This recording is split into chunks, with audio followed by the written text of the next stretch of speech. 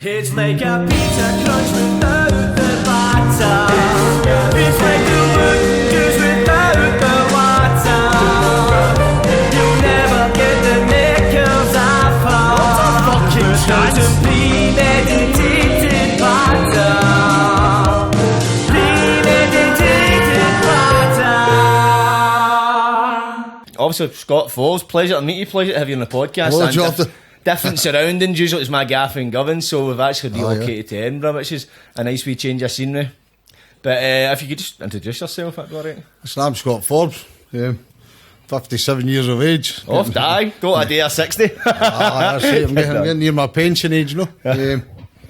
And what we're about to speak, Luke Mitchell.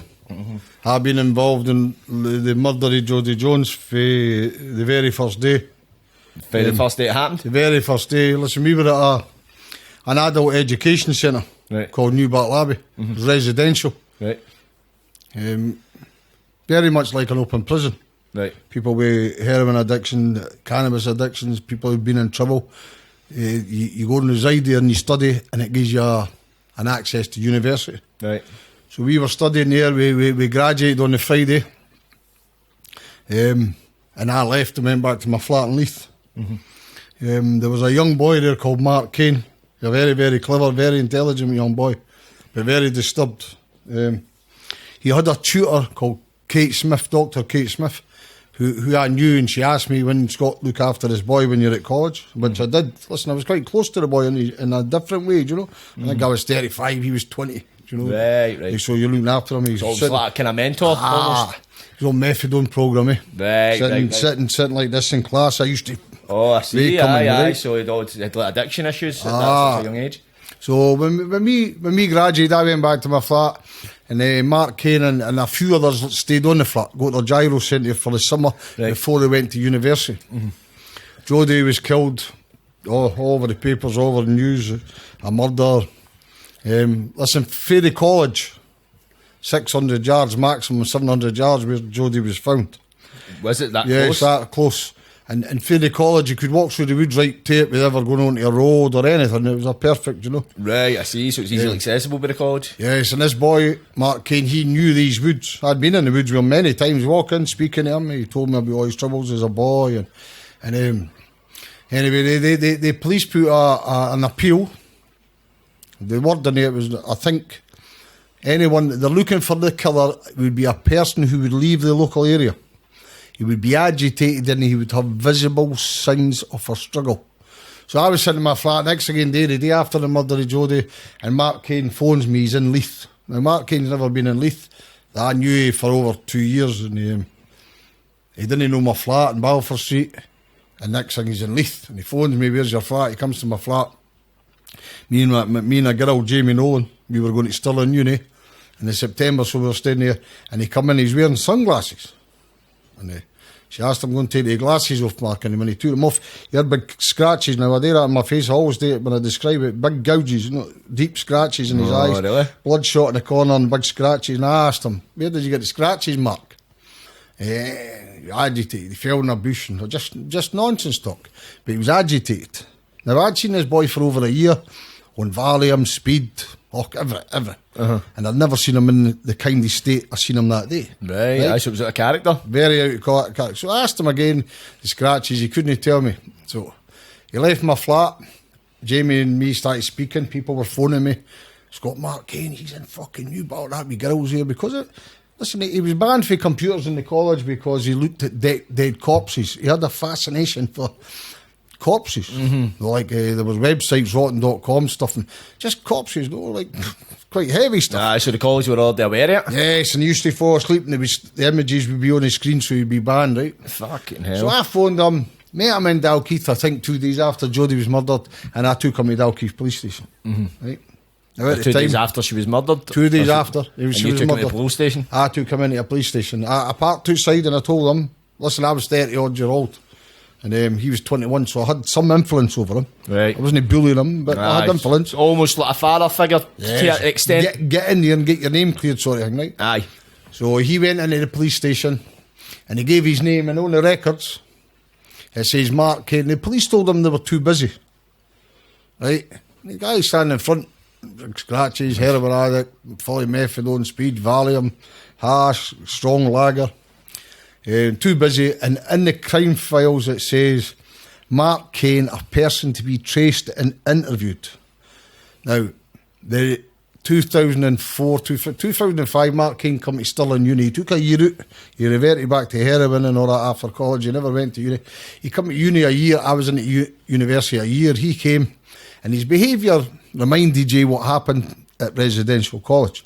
And I asked him one day, did you ever get interviewed for Jodi Jones? And he says, no. What? No. And by that time, Luke Mitchell had been at trial, or he was going to trial. It was controversial. Marilyn Manson, they says he wasn't Marilyn Manson. It was all in the paper. He was sleeping with his mom. It was a whole laundry list of fucking shit against him. The boy Mark Kane's music taste made Marilyn Manson look like a choir boy. His fascination for mutilated corpses. So anyway, I went to the High Court and spoke to a woman called Jane Farquharson. She's a junior counsel for Donald Finlay. She's Donald Finlay's partner, but she was the advocate working on the case. Right. And she was working with a lawyer called Nigel Bowman. His representative, a young lawyer, came to the door and I said, nah, look, I've tried to phone your office to tell you about Mark Kane. He looked like Luke Mitchell. He's in the area. Luke Mitchell's house, from where New Bartlaby is 50 yards, 50 metres. So he's in the area, he looks like him. Mitchell's been pulled out for walking up a street wearing a parker. Mark Kane had a parker. So that day, I think in 2005, I went to see a solicitor advocate who's now retired. They're a very honest man. See, for a solicitor, he was a very respected man. He wasn't a lawyer that would sit in a pub and have a drink. And I wouldn't forget his roots. He was a straight man, do you know? So I went and gave him a sworn affidavit in 2005 to tell me about Mark Kane, how people were concerned about him, how he was in the area. And listen, that was against my nature because of my background, obviously, me policing. But this was a wee getaway. It's different. So, it's totally. It comes out the laws of the jungle and there's a young lass getting brutally murdered in the way that she did. So listen, it become nasty with me and Mark Kane. I think 2000 December. Did you tell him you were going to do this? I told him. What was his reaction to that? Listen, he was raging, but you can understand this. See, when you says, sorry to backtrack a bit, but see, obviously he says when you first seen him after Jodi had been murdered, and it was frantic. Well, I mean, just scratching that. See, you said you seen him, was it a year later? How had his behaviour changed, or was he still, was it a lot more laid back, or? No, listen, after Jodi was murdered, he reverted back to heroin. Oh, so he'd have been off it at this point? He was off it. He was on methadone. Methadone programme. He was at Unit College. By the way, he done well at college. He's a very bright boy. See, art history. Mark Kane could tell you the strokes in a painting. Do you know, like why the artist strokes went this way? Very deep. His upper torso was covered in heavy, deep scarring that he'd done himself. And very upset boy, do you know? Right, so he did used to self-harm as well. Very so you can no paranoia, but very disturbed. And people had suspicions, not just me. People who went to school with him, they were telling me about. Listen, I knew about he tortured animals and real heavy stuff. Right, he's 100 metres away from where she's murdered. He's in the vicinity. He's taking Valium, speed, hash, strong lager. And listen, so 2005, me and him took a walk, you know, like an argument walk. He was coming off of methadone. He asked me to phone his GP in Stirling. He couldn't get methadone, and his lawyer, I'll tell you the words of his doctor, you'll never forget, get a grip of yourself, son. That's what his doctor said to him. Because he was screaming down the phone, I need fucking methadone. So me and him took a walk for Stirling Uni, and we went up the Sheriff Muir. It was a cold December day, and there was snow and all that. I said, well, we'll go walk, it'll help you clear the mind. And we were talking about it, and he was raging. We go up to the Sheriff Muir Inn, which is about 3 miles from Stirling Uni. Right. And it was shut, but I knew that. But I said, well, we'll get a pint up at the Sheriff Muir Inn. And we go to the Boxing Day, it was shut. And he was forced to walk the other 3 miles, but it was helping him. Of course, clearing the heat. And while we were walking, I told him, Mark, I can't sit tight with this, with Luke Mitchell. It's no sitting right with me, sir. Mark Kane told me, Scott, make things worse. I don't know where I was that day, Paul. Where did you get the scratches? I didn't know. And he says, and I said, so anyway, as we were speaking, he mentioned that two witnesses seen Luke Mitchell, Fleming and Rosemary Walsh and Lorraine Fleming. They seen a man, a youth they called him, on New Battle Road, and it looked like Luke Mitchell wearing a parka. there's big arguments in this case. Luke Mitchell never had a Parker. Well, I'll explain that to you later. Mark Cain did. Several witnesses gave statements to that he wore a Parker. I said, that could have been you. And he agreed with that. And I says to him about Marlon Manson, he says, that's just nonsense. He knew this. He knew music and mutilated corpses, and he knew that didn't make you murder. So I said, Mark, go and please speak to somebody, pal. If you'll not speak to the police, speak to the press. Fuck Luke Mitchell. And I told him, no chance. That's not happening. And he says, I'm not talking to anybody, Scott. I said, well, I am. Right, and listen, it never ruined the friendship, but you can understand if you made the accusation to you, do you understand? I've no regrets. What was his reaction to that? And you said, listen, for weeks after it, months after it, there was fights and between you and him? It was a couple, no physical fights. Once he got physical and he got a bit of a wee black eye, poking the eye and a bit of a struggle. And but it went on for a couple of years and he's telling all his students after pardon. But this time it's now 2007, 2008. I've graduated and going back now doing postgrad in law. And Mark Cain was still in Stirling, but listen, he lasted one semester at uni and dropped out and just took the money. Listen, he was a disturbed boy, but he was a very clever boy and he cleaned himself up by this time and he was a different man from what had been at uni. So, but a few times, even through the bad times, I met him a couple of times in Stirling, just me and him, and he understood. He knew. I said, look, I didn't dislike you, so I'm not doing this through badness. I'm a wee boy in prison. And I always had doubts with the case. And 2006, I met Corey Mitchell, Luke's mum, and a criminologist called Sandrine, Dr. Sandrine. She's a criminologist. She was at Stirling Uni doing criminology, and I was studying law. Right. 2006, or 35 boxes, I think it was, if I remember the number correctly. It was over 30 boxes of case files got brought to my flat. I turned my spare bedroom into an office, Luke Mitchell's office. Studying law, I went to the late Bill Stewart. He's an author, a legal author, who wrote books on delict and criminal law. And I explained the case to him, and he explained, Scott, get the judge's charge and what the judge says during it, and then start working your way back. So that was 2006, 2007. And, was that when you get involved with it? Mitchell was that early on? It was like right, as soon as pretty much after it happened, you got hands on involved. From day one. And you were still studying law at this point? Yes. What was it about that case? It was like, but did you have some for you to get involved in a miscarriage of justice case? It was like, because I'm born in a place called Anderhall. It's all mining villages. If you ever go to Midlothian, it's all wee mining villages. Anderhall's one of them. Right. Jodi Jones come from a mining village called East House, right? East House miners. Everybody's got miners club, and same age as my daughter. I had a 14-year-old daughter at the same time as Jodi was killed. Same age, same, And then Mark Cain coming to uni, sort of refreshed and brought back memories. Oh, here, and you never questioned. No, even he says to me, "Oh, Scott, it's very strange, eh?" He knew he should have been tugged. Of course, Andy, and the fucking right behind me. As much fucking. But we understand I'm saying, fuck Luke Mitchell. It's a strange thing to say, and you think it's. If there was a possibility you could be accused of something, or somebody accused, you'd be like, nah, I'm going to clear my fucking name and I'll shut you up. You're not going to go, fuck him. It's a strange thing to say. Do you know if.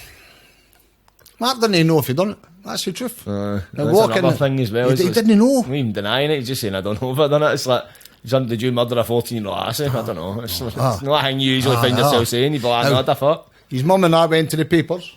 I was a big bad man for accusing him. And this is how they cleared Mark Cain. Cleared. Please, I use this word very lightly, right? Mark Cain tells me, the police come and interview me, I think 2005, up at Stirling Uni. And I say to him, to make it worse, he just told me he's written an essay. And this Mark Cain telling me, Scott, make it worse. I wrote an essay about killing a woman in the woods. I say, oh, fuck. So, is this after the murder happened? Yes. So the police then go to the tutor and ask her if she's still got that essay. And she says no. So that cleared them me killing Jodi Jones. So the essay just disappeared? Was that just as simple as that? I never asked him his whereabouts, where he was, who he was with, nothing. They couldn't find an essay. She couldn't find an essay 3 years after the murder of a wee girl. She couldn't find an essay, or she never had a copy of the essay, So the police says that cleared to me any involvement. By that time, Luke was convicted. It's fucking it matter. It clears them. Fair dues if it goes like that, right? It shuts that avenue, but they say it clears them of involvement because they can't find an essay. It's fucking preposterous. And that was it. So Mark Cain died, I think, 2020. I think 2019, 2020. How did I? I think drugs, but I'm not positive. I just believe it is. Generally sad. I've been asked a few times, Scott, do you regret it? No, not at all. Listen, I regret what happened to the boy. I regret I fell out with somebody, and I don't regret speaking out. Of course. It's not as if you're like fair. No. There's rules to it, of course, it's understandable, but thing is as well, he's like, you're just basically going, listen, this guy's quite suspicious and it's a fucking heinous crime. It's not as if it's a stabbing in the street. The lassie's been butchered, know what I mean? So it's see if all the laws got the window. See if you had seen what Mark Cain used to watch on videos of like brutal stuff, like people chopped up with helicopters, machete wounds, real heavy stuff. In morgues, he had a fascination for it. Now, because I've had privy to see Jodi Jones's injuries, listen, that would have been the same kind of injuries that were on Jodi Jones. He was looking at on a daily basis. Maybe, aye. Yes, similar. Very similar. And his friends would say to you, it was like he was wanting to make us believe that he had killed her asses. Why? Because the viewing increased after the murder. Right. So he wasn't even trying to hide it? No, it was like his pals were saying he was... I don't think he'd done it, and we'll explain later why. But at the time, the mind, what? They're saying, Scott, he's actually increasing the viewing of mutilated corpses after... And they never interviewed him. So, I think 2010... 2007, I think I started working with Miscarriages of Justice in Glasgow, Paddy Hill, Birmingham 6, his organisation. Because the office was based in Carlton Studios, wasn't it? Yes, right. That's where I'd rehearsed. I remember seeing Barney was telling me about it. They've moved for there now. I think they've moved, I think they've got a bigger office now. I don't know where they've moved to, but they've moved. And so I started looking in there. I got a legal aid traineeship in 2010. I had to go to the Law Society and explain my past. And I had two brilliant references. I don't want to bring any people into it, but I'll knight to the realm for Leith. I'll say that much, right? Knight to the realm for Leith. A knight to the realm for Leith was very kind to me after I graduated and congratulated me, son, Mary, you've come for you. And so I had a brilliant reference. When I went to the Law Society, I argued my case. I was a reformed character, do you know? So I got a legal aid traineeship in Glasgow, and the first case that came in the office was Luke Mitchell. Was it? Aye. Through design, obviously. Oh, right, aye. So because I just think that was by chance. That'd have been fucking mental. I've got 30 bucks. He's a crime case in my flat. So obviously you said you were going to take today with the case of 2006, and you were told what backwards for the judge's charge and that kind of stuff. So you would get a legal aid traineeship, and first thing you say is, I'm wanting that case. Yes. Brilliant, man. So as you say, so you started for then on. Obviously, look, he'd been convicted by this point. Oh, listen, by 2010, he got convicted 2005. Right, so he's been in a few years then. 5 years, eh? Had you had any contact with Luke Mitchell, his family, or at this point, or were you just doing this off your own back? No, listen, I made contact with his mother in 2006. Is this before you got involved with the case? Yeah, it came up at the same time. I walked in. Listen, look, Corey Mitchell had a family business selling caravans and caravan accessories, no gas bottles. I think they done all right, did they not? They were. Listen, they're a working class family that moved for the scheme. Mayfield's some parts of Mayfield are lovely, but some parts are rough. They moved from Mayfield into Newbattle. Newbattle's the posher area of Dalkeith. Some of the houses are millions, but they were a mid terrace home. Nice, just respectable. The family business was thriving. A loving, nice business. And I met Corey Mitchell, Sandra Lean, and Corey Mitchell's mother, 2016, and I told them about Mark Cain. Right, I knew there was a campaign free Luke Mitchell. He was wrongly convicted. Listen. I remember going to my dad's the other night. My dad's a coal miner for Dalkeith. I knew he was going to get, what's he? Because everybody was Mitchell's a beast. I went to my dad one time in the pub, and he was quite a funny wee man. He was a wee brusher in a pit, a miner. Was he? Aye. Stubborn man. He's old school. Dad, listen, he's sitting right with me. I explained to him why. Told him all about Mark Cain, and he says, son, what have I shout? if they're not listening to you, shout louder. I say, you know, you're going to get hassled. Done that. I listen to very, very few men. Like, I'm not saying a big hard man, but he was a wee hard man, eh? If you gave him cheek, he would have gave you it back, eh? So he encouraged me. On you go, son. Shout louder. That was his words to me, Scott, shout louder. So I asked my daughter, 14, same age as Jodi. She's at school. I said, look, I'm going to... but she's very supportive. So I went and seen Corey Mitchell, introduced myself, and I told her all about Mark Cain. And for there, it just started growing arms and legs for there on, innit? What was Corinne Mitchell's reaction to this, what you told her about Mark Cain? Oh, listen, she was taken aback. So listen, for a long time, a lot of people genuinely believed that Mark Cain killed Jodi Jones. So was this local knowledge almost? Like, say, like, did a lot of people see, obviously, because a lot of people, where I'm not really near that area, so I'm based, my information came from the newspapers. See people in a local surrounding area, were they all screaming Luke Mitchell, or was there a bit of a murmur about Mark Cain? Listen, most, I have to say, most in the local area thought Mitchell done it. Right. Because the papers, he was having sex with his ma, he was the famous one, the biggest rumour probably in the area. Remember, it's all mining village, eh? Very easy spread, eh? He's a bad man, it spread very quick. Daily Record, police feeding him. After 2 days, Jordan, 2 days into a murder case, the police were telling people in the media, no other suspects, think of the words, no other suspect, we're not looking for anyone else, and there's a picture of me 14-year-old schoolboy. It didn't take a genius to know what they're doing, eh? Exactly, they're painting their man, and it's strange as well nowadays. See, if you see like any under 16-year-old involved in a crime, they'll not be named. Nothing like that. Was the laws different back then? Oh no, the law was the same. They just was the law the same? They just took advantage. Took pure advantage. I'll give you a classic example. People laugh at me for saying it, but to me it's a perfect example. Cliff Richard's house got raided once, and the BBC filmed it with a helicopter. I remember seeing it on the news. All proceedings thereafter stopped because they've been prejudiced. Luke Mitchell had that for 14 months. Followed every morning, Sky telling his house, asking him questions that only police could have answered under caution. He was followed everywhere, good footage, bad footage, beast. I was a devil worship. Oh, listen, it was horrendous, 24/7. It was like COVID, do you know?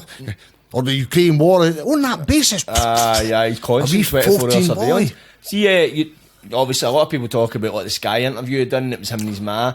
And the guy done an interview, but reading your book, you seem to allude that the Sky interviewer was actually possibly told what to question about by the police. It was almost like an informal police interview. And in my opinion, I have to say that so they don't take action against anybody else. James Matthews for Sky Telly was coached. The questions he asked Luke Mitchell that day, the police could have only asked Luke Mitchell under caution. So they couldn't charge him and caution him. So they had a journalist in his home. Now, it's almost to kind of like sneak under him, so they kind of catch him unawares. Definitely. They had media people tell me, do you know, police leaking stuff to them. When he got arrested, I think it was the August, 15 months later, September, I get. The world media was there. Him getting taken out his house in handcuffs. It was everywhere. 14-year-old boy. And he was... There's two things. They told the story about he was saving bottles of urine, right? And he was a devil worshipper. I looked into that, and some people say when you're under so much stress, you don't want it to release anything, including your urine. So they save it. So you had dozens of bottles of urine. Other people say it's to keep witchcraft, your evil spirits, whatever it was. It didn't make you a murderer. Right? Aye. But that was his stories, he was sleeping with his mum. The biggest story, and how very ironic, I'll try and explain why later, is it wasn't him that done it, it was his brother. His brother was the killer, and his brother had been hanging dogs for trees and butchering animals, and just nonsense, utter nonsense, just lies, manufactured lies. Now, I'll say this early and I'll try and explain later. I don't want to be offensive to a family, but I'm sorry to pass care. Everything they says about Luke Mitchell, his brother, his mother, was transferred for the Jones family onto classic transference. You've heard of the, everything that they says about the Mitchells, you could pinpoint to the Joneses tenfold, like Marilyn Manson, and goth music. There was only one goth in the whole case, and that's Jodi's sister Janine. Black lipstick, black eyeliner, she had every Marilyn Manson album. He had one magazine. I'm not laughing because sometimes I laugh through nerves. every magazine that had ever been written, every record with Marilyn Manson. She had a fascination for Manson. So they took that fascination to Luke Mitchell. He had one magazine.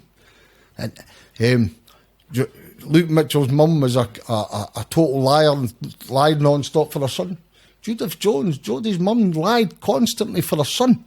She admits it. He's psychotic. We'll go into that later. Do you know his bad behaviour? Right. She's stuck up for him, lied for him for criminality. The day Jodi was murdered, she lied to his psychiatric team with what she called her usual reasons. So they blame Luke Mitchell's mother for being a liar for her oldest son, but he wasn't the oldest son. He had a big brother at 5 years older than him. Then the excuse was Luke Mitchell's dad had left when he was such a young age that he became the man of the household, and that made him more confident. But he had a big brother. Jodi Jones had one brother. His dad had killed himself when he was 15, and Joseph took over the household. People were scared of him, including in statements tell you he terrorised his stepfather, bullied him. When he was 15, 16, 17, he was bullying his stepdad. Punching him, kidding on to punch him, and his stepdad would cower in fear. So everything they were saying about the Mitchells came from the Jones family. Now, I'm careful what I say here, because Jodi Jones is a victim here, and the family have lost somebody, right? But see, over the years, Jordan, I had to... the more you learn, you're like, this is projection. Every single... like Luke Mitchell's brother was hanging dogs for trees, and he was never out of what they called the Rosalind Lee Mental Institution. It wasn't Luke Mitchell's brother. It was Jodi Jones's brother. And that was never put before juries or put into the public. We'll go into that later because it becomes more serious. Years after, I think 6 years, 7 years after Luke Mitchell was convicted, a man called the Stocky Man, he's well known, called the Stocky Man, came of interest. Right? Jodi Jones was last seen positive. The last person that ever seen Jodi Jones, positive identification of Jodi, was I think just before 5 o'clock, right on the night she was murdered. And she was getting followed by what they called a Stocky Man. Right? That Stocky Man was her brother. So we now know, this is 5 years after Luke's convicted. So we now know Jodi's mum's lied. That's perverting the course of justice on murder trial. She's lied, and says her son never left the house. The son left the house, and they asked Donald Finlay, I'll have to be careful if I say this and get the wording properly right, but they asked Donald Finlay, now that you know it was Joseph Jones, Jodi's brother, following Jodi on the night she was killed, would you have incriminated him? Now, that's the Scottish Criminal Case Review Commission asking Donald Finlay. They're saying he might not have done it because out of respect for the family. Donald Finlay says, I don't know what he would have done. Now, you can't, hindsight, he says, a wonderful thing, and he couldn't confirm that he would have used that as incrimination. But Donald Finlay didn't know anything about his medical records. Again, I hope we'll come into that later, because I think this is the most important if point. you want to go into it now. Oh, please, Bill. Right. So the Stocky Man comes to attention 5 years after, 6 years after Luke's convicted. So Joseph Jones is following his sister. Was he identified? Because he yes. How do you know it? Yes. Listen, the police played it down, and then somebody wearing a rucksack. Listen, he wore a rucksack. His mental health tell you. He wore a rucksack, and he carried a large bladed weapon, what I was being described by many locals as a large Bowie knife, inside the rucksack, because his paranoia, he wouldn't leave the house without it, right? Now, 3 and 4 days before Jodi was murdered, he's smoking bucket bongs. We know what bucket bongs, because we come to a scheme, so I'll explain, like bucket instead of a joint. Inhaling 2 lungs full of cannabis. He's smoking them for 3 days prior to Jodi's murder. Now, 5 weeks, Donald Finlay was never aware of this. The jury were never aware of this. The jury weren't aware that he was the last man to see Jodi alive, Joseph, on New Battle Road. 5 weeks, 5.5 weeks prior to Jodi being murdered, Joseph Jones had a psychotic fit episode. He'd had many, but 5 weeks prior to it, he had one. They sectioned him under the Mental Health Act, and they were jagging him with the maximum amount that the law permits with antipsychotic drugs. Now, I've seen that many times. The person goes for that. Oh, right, actually puts him to sleep. 11 days. They held him for 11 days and forcefully injected him, right? 5 weeks, 5.5 weeks before Jodi was killed. And then they release him, but they don't want to release him back to his family home, Because in the medical records, they say back in the family home, the mother's psychotic, she drinks too much, she smokes hash, it's violent atmosphere, and it's no good for him because the mother allows him to smoke cannabis. Right. Cannabis resin is what makes him psychotic, right? Now, it gets even more interesting. So we've got a man who's psychotic. When he smokes cannabis resin, he gets paranoid and he has psychotic episodes, right? So they release him back to the family home 5 weeks after. The drugs are now wearing off. It tells you, if you look into the drugs, I think it's 4 weeks to 6 weeks the drugs start wearing off. He's not taking his medication when he's in his home. He's smoking a drug that makes him paranoid. And none of this went before a jury. None of it. None of it. When it come to court the first time, I think he attempted suicide. So he was excused. But when the case of got called, Herman's advocate against Luke. he sectioned his cell. He went under the mental health act. He had a mental health team, psychiatrists visiting him once a week and to check he wasn't smoking cannabis resin. The day he was murdered, the psychiatric team were going to visit him, and his mother phoned and says, "Don't come today," with her usual reason. If I remember it right, he was sitting upstairs smoking bucket bongs. If the psychiatric team knew that, they would have sectioned him because this made him violent and psychotic and paranoid. And the mother was telling everybody that he had psychiatric breakthroughs, medical breakthroughs. That week in Dalkeith, it was like Lourdes. This man who was psychotic, paranoid, cannabis resin was causing all this, had medical breakthroughs.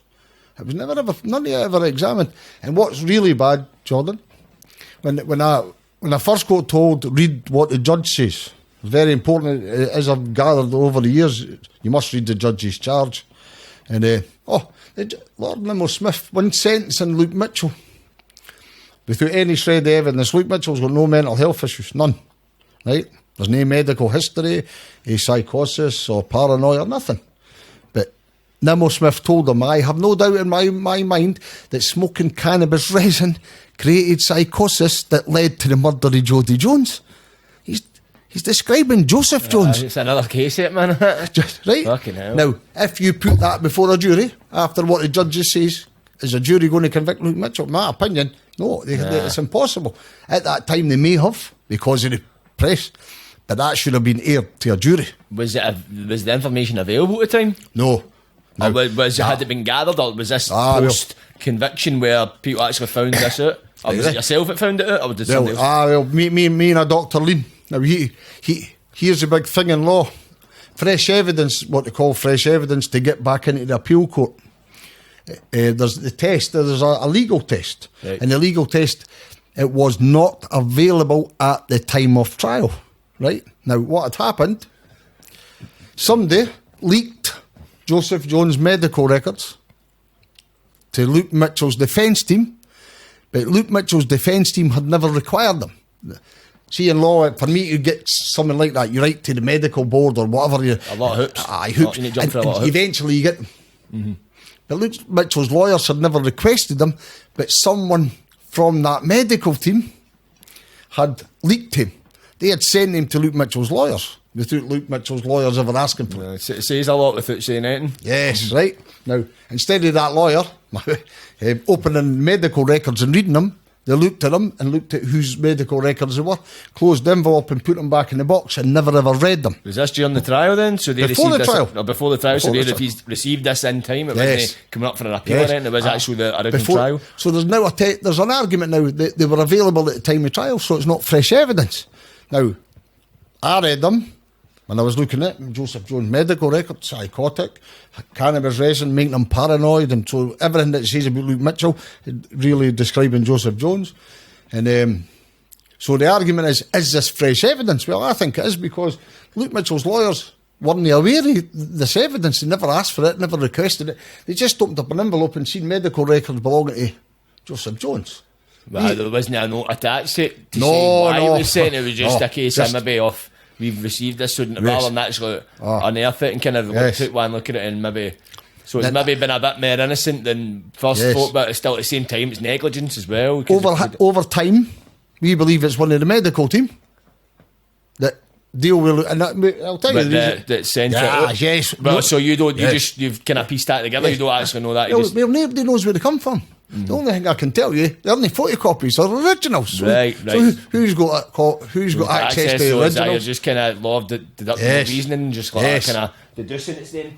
So- Nobody's come forward, that kind of thing. Probably looks loads of jobs to do that, you know what I mean? 2007, I think 2008.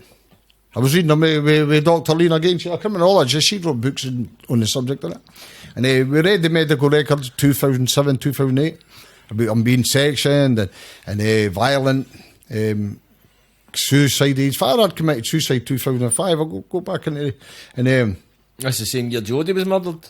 no, she was he was 15, so it'd be 5 years before it. I thought you said 2005, no 2000 then it would have been. Nah, 19. I think it was 19. When did Jodi get murdered? Was it 2005? 2003. Oh, 2003. The trial was 2005. I'm sorry, I'm getting my numbers mixed up, right. 1998, 99, Joseph Jones found his father hanging. No, so it wasn't even that long ago. Nah, that's a couple of years. fresh in his mind. All his school pals tell you the man changed dramatically. Obviously, I'm no. It's understandable. The medical records, and it wasn't until last year we started looking again.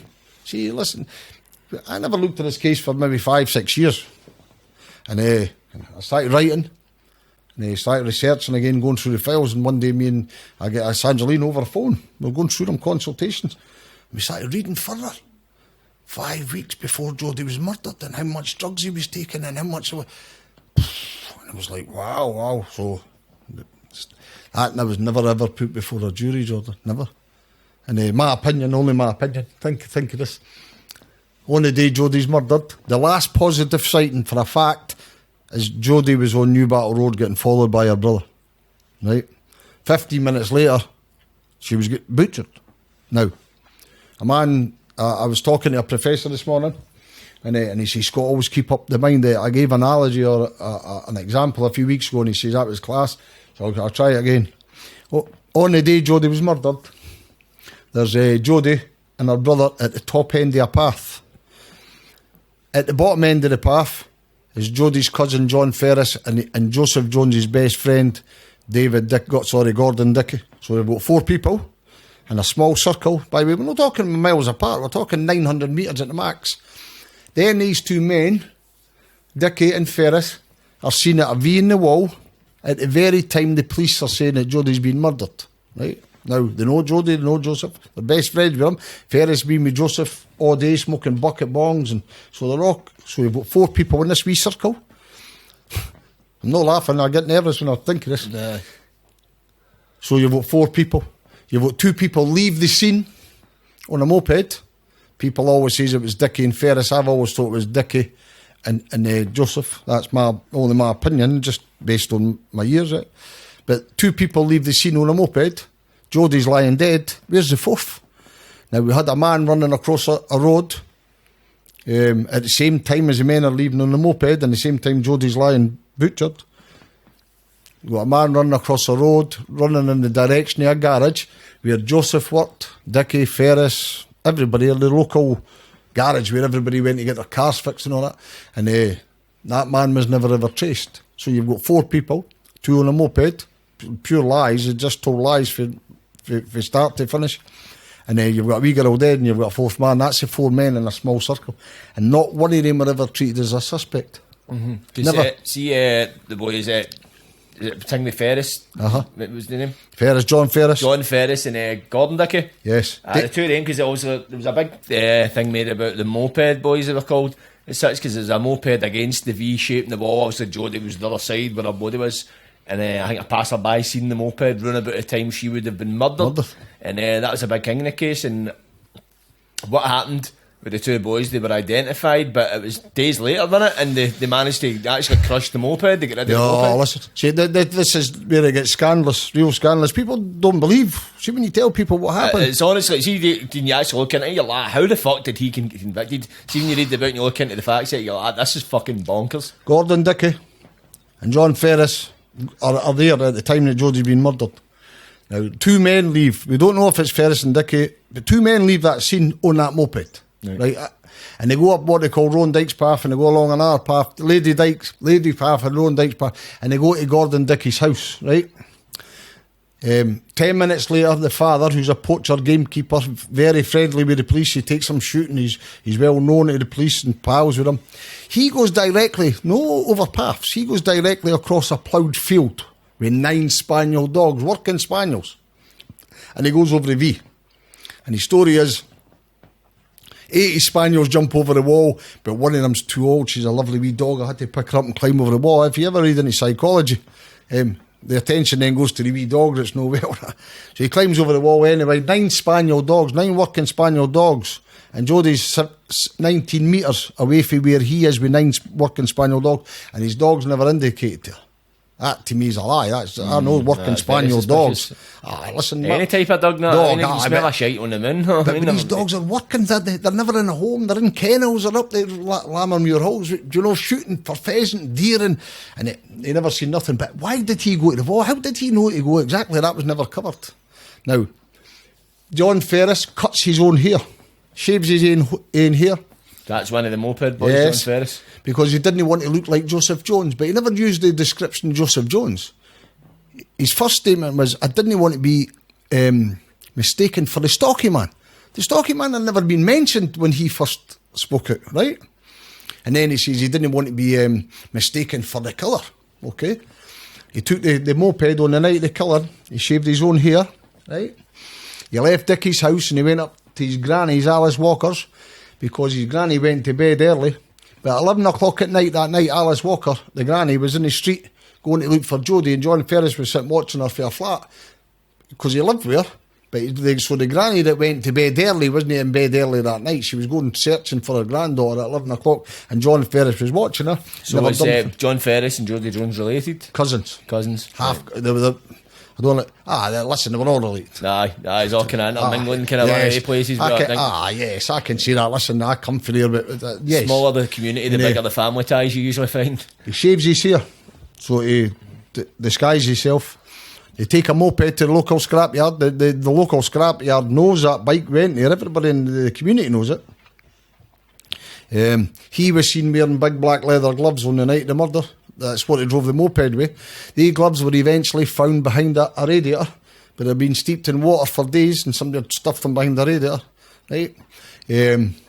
John Ferris's mum and his half-sister, Yvonne Walker, allegedly his partner also, right, were burning clothes. I've got names of witnesses that reported them burning clothes up in Mayfield, 3 miles away from where the incident happened. But where they stay, so you've got John Ferris's mum burning clothes, his girlfriend burning clothes, he's cutting his hair, he's got ready mopeds, there's gloves behind it, and they were never treated as suspects. Never once treated as a suspect. Alice Walker, Jodi's grandmother, who was also John Ferris's grandmother, she told him not to go forward. The police begged for days. The 2 men in the moped, please come forward. And Alice Walker, Jodi's grandmother, she told him not to. Now, why would Jodi Jones' grandmother tell 2 people who were at that time suspects in the killing of their grand, don't go forward? What? Never investigate. So when they did come forward, they had 5 or 6 days to concoct a story. And even when they concocted the story, they couldn't remember where they'd been. They knew they were parked the moped at the V. I'm laughing again, but it's no through fun. It's like ridiculousness of it. Too many. One's got a history of violence, by the way, towards women. The other one's history criminality, selling hash to the mother, and the only thing they ever asked him is how much hash did Luke Mitchell sell you? He was 14. I swear my mother. I was going to say swear my mother. I hate that terminology, but it's like a common thing. Aye. The only thing they ever asked Ferris and Dickie and that is that wee Mitchell, how much hash did you sell? He was 14. How much hash did you sell, Luke Mitchell? Aye, that should have been the question. So they turned it. They turned into Luke Mitchell was a hash dealer to all these guys. So it's almost put the word in his mouth. Yes. And Ferris and Dickie, listen, they destroyed evidence. Alice Walker. Imagine telling people in a murder investigation. They've done it in a trial, you'd go to jail. That's how that wasn't investigated. Alice Walker, Jodi's granny, should have been charged with perverting the course of justice. How did he know she told him that? Oh, John Ferris told it. So he basically stuck his granny in? John Ferris, only my opinion, John Ferris wanted to tell the truth. No, it was one of the boys, he's a weak link out of 3, right? And he tried. And then he got threatened. Jodi Jones' mother told him, Ma Joseph's want to talk to you. That's his cousin, who's psychotic, violent, and people are scared of him. Alice Walker, the granny, Joseph's going to batter you. So he leaves his home in Dalkeith and he moves to Ayrshire, 60 miles away, because the Jones family, the granny, the mother, and Joseph are going to hurt him, right? Because he tells the police. Alice Walker told us not to come forward. So he's then threatened by the Jones family and then has to leave Dalkeith and move away here. Never treated as a suspect. That's a very strange thing, isn't it? It's like, if you're wanting justice for your daughter, you're wanting all the information to come out as much as you can, and there's somebody saying we can tell them to come forward and they're getting chased out the town. It says a lot. But obviously you're saying Joseph Jones a suspect, because there's a history of him attacking Jodi, is there not in the past? Well, see the most serious time, the 5 weeks prior to that. I have to get this right. It was either Alice Walker or Yvonne Walker's house. They stayed up at Stone Place where the clothes were getting burnt. Mm-hmm. Joseph had a psychotic fit episode. See, when Jodi was murdered, they described it as a frenzied attack, Jod. Frenzied. Listen, when you see the injuries, it's frenzied. It's not somebody that's sat and been cold-hearted. It's somebody... Aye. Now, that's what Exploding. he is. He had done this 6 weeks before Jodi was murdered. He had a violent episode up in, I think it was Yvonne Walker's flat. 5-6 police officers to hold him down and that, right? And they taken him away. And Jodi was one of them that he attacked. Right. And we had attacked his mother before. He stabbed his mother one time in the hand because he went to stab somebody in the family home, and the mother tried to stop him, and the mother caught in the hand. Yeah.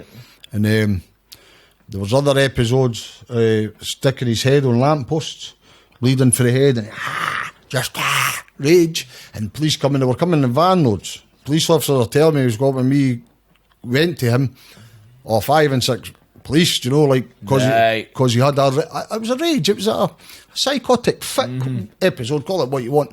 Now they were looking for somebody with a psychotic fit, a frenzied attacker, and they had a frenzied attacker there, and they never questioned him.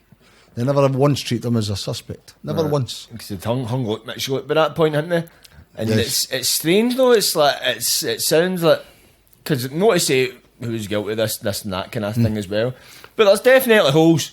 Right, if your daughter had been murdered and you're like that, and you knew your son knew something, or your nephew, but right, fucking catch this bastard. It's who's weird that the family of the person that's been murdered are trying to stop people going forward. It's like, know what I mean? It should be that way about, which opens up so many more questions. Remember I said to you earlier on, I've always looked at classic projection. Do you know, like, the other big rumour was the mother was protecting Luke Mitchell, because he was the only son. That's not true. He had a brother, right? The family split up and all big arguments. You can imagine all that pressure, right? I've always thought of this. If it was Jodi's brother, they've just lost the daughter to a psychotic son. Would you not protect your son? Now, when I first thought of this, I went to 30, 40 mothers and asked them, would you? Oh, and I was shocked. How many answers did you get? Oh, listen, more than half. More than half? So more than half said if your son murdered your daughter, you'd protect him? See, to be honest, it's like, that's what they say, you'll never know a love like a mother's love for their child. Especially a son. Firstborn son. A firstborn son. I actually, sons always get it, man, but there comes a point of murder, but it's like, see when you see that, and you no shiting on any of these communities. These smaller, close-knit communities, these kind of, as you say, it's incestuous and that kind of shit. This kind of stuff is like, I don't know, not maybe saying a murder as such. It's a lot more acceptable, these kind of things that wouldn't be accepted in the kind of larger cities. Kind of like to me and you, like, what the fuck? That's actually, in these smaller communities, a lot of this shit does go on. See where Jodi stays is Easthurst. It's a tiny wee mining village. One miners' club, 3 shops, and right. That's and the Mayfield's Mayfield's a huge scheme. Right. And that's when you mentioned something. When Jodi was found, right, Stephen Kelly, Stephen Kelly's Janine Jones. I wanted to ask you about that, Right. If you want to just tell us about them quickly, just so the listener will know. Stephen Kelly is Janine Jones's boyfriend, Jodi's sister's boyfriend. There's a full DNA sample of sperm on her t-shirt and a partial semen stain on her bra. And they never treated him as a suspect. They went and told Stephen Kelly, I think 5 weeks after, I think just before the DNA and that come in. they explained to Stephen Kelly, your girlfriend must have borrowed Jodi's T-shirt. Now, they live 3 miles apart. Any other murder case I've ever read, and there's a full semen DNA sample on a deceased, and she's lying naked and tied up, you're a suspect. He was never a suspect. The police gave him an explanation why his semen could be there. They never treated him. But the thing that's always got me, Stephen Kelly, as part of the search party, I use that word very lightly, right? He's only a man, he went with his girlfriend, Joseph Jones and Alan Ovens, 300 yards away from the path where it all happened. None of them went, right? The granny had to walk 3 miles from Mayfield and knew exactly where to walk, right? But after they find Jodi, Luke Mitchell finds her, he goes over the wall, he comes back, Stephen Kelly goes over the wall, Alice Walker, the grandmother, go over the wall, she cradles her. When they come back over the path and they're walking back up to the school, Janine Jones, Jodi's sister, asks her boyfriend, was Jodi naked? Now, why would you ask that? That's always, see, when I read that, I was, what? Why would Jodi's sister ask her boyfriend, was Jodi naked? Now, they knew they'd found Jodi and she'd been killed, but they didn't know the circumstances or, do you know what I mean? So she hadn't seen the body at this She point? hadn't seen the body because she never went over the wall. She was dead on the other side of the wall. Jodi's over there, she's been killed or she's dead. And she asked her boyfriend, with the sperm on the T-shirt, was Jodi naked? Now, it was never ever followed up. Why do you think she would ask something like that? Me personally? You personally? Because I think she knew somebody in the family was capable of hurting Jodi, and the person that was capable of hurting Jodi would have stripped her, or there would have been something sexual. Right, so there was something a bit more to which she's asked that question. That's only my opinion. Do you think she's asked that? I think if she was naked, then she'll know. She's quite likely going to know. Now she's keeping her end by, should I say? Yes, she never a policewoman. But her sister? Yes, and she trolls. She trolls me quite often. It's quite listen, this case has taught me something I never knew. Like, I've got people write blogs just about me, that I'm a liar, I never became a solicitor, he never went to uni, he's this. Just try to defend your character. And then Janine, I've always thought, Janine Jones, Jodi's sister, I'll tell the cameras, I've always thought that she knows something's wrong because the questions she asks, and then when she's in a bad mood, it's like, but look at that Mitchell family, they're this and that. And I say, now, come on, Janine, what about this? And then it goes silence for days. So do you engage her? Of course. Of course. It's the bit off, it's one of the ones, it does get information out there. The last podcast I done, listen, they still had 200 views, comments, because you get some people, or you get one, she's a belter, he was never a lawyer, he's this, just nonsense. I engage her and all right, you're a stop. Your dirty laundry and that shit. Do you know what I mean? He's had a few extra pair of knickers that weren't yours. But there's something about Janine when she's trolls. There's a concern there, do you know, that's me personally, I've always found that there's a concern there that she knows something's not right, and but that's only my opinion. Do you think she's bought the lie? Do you think it's, how many of them in the fam, see, I'm making accusations, I should say, see if, obviously, we know Luke's innocent, whether it's a member of the family that's done it, we don't know, there's a lot of information pointing out other way. It could have been 2 or 3 people. Exactly. Nobody ever. What happened behind that wall that day? As I say, there's 4 people in a wee circle. One's a girl, 14, and 3 grown men. By the way, the 3 grown men, one psychotic, heavy into hash. John Ferris is a petty criminal, for want of a better word. And Gordon Dickey's a big, fierce, big brute of a man. No, he's a tarmacker, a road worker, but he's a big brute of a man at that time, and young girls at that time found him creepy and all that. So I'm not saying they took part, but they were there. There was 4 people there. Jodi's dead, and there's 3 men. There's 3 men there. Did the 3 take part in the murder, or did 2 find the murder? But it was never exposed. It was never questioned. Nobody ever went doing that. Yes. Plus, as well, it's 3 men with very questionable pasts anyway. So obviously, one of the men had a history of violence against women as well. But there was also it never really got touched on. Obviously, you touched on it in your book, and you never really seen it come up much in the trial. But obviously, there was a used condom found next to Jodi's body with semen in it, and obviously, if you could tell us about that. A man called James Faulkner. See, Reed Drive is a small street in a tiny wee village, a wee horseshoe village. Sits on its end. People make jokes about it, right? Yeah, and I've been pulled up for nice people. By the way, I know everybody in Reed Drive's bad people. But that night, when a wee girl was reported missing, the police went directly to Reed Drive.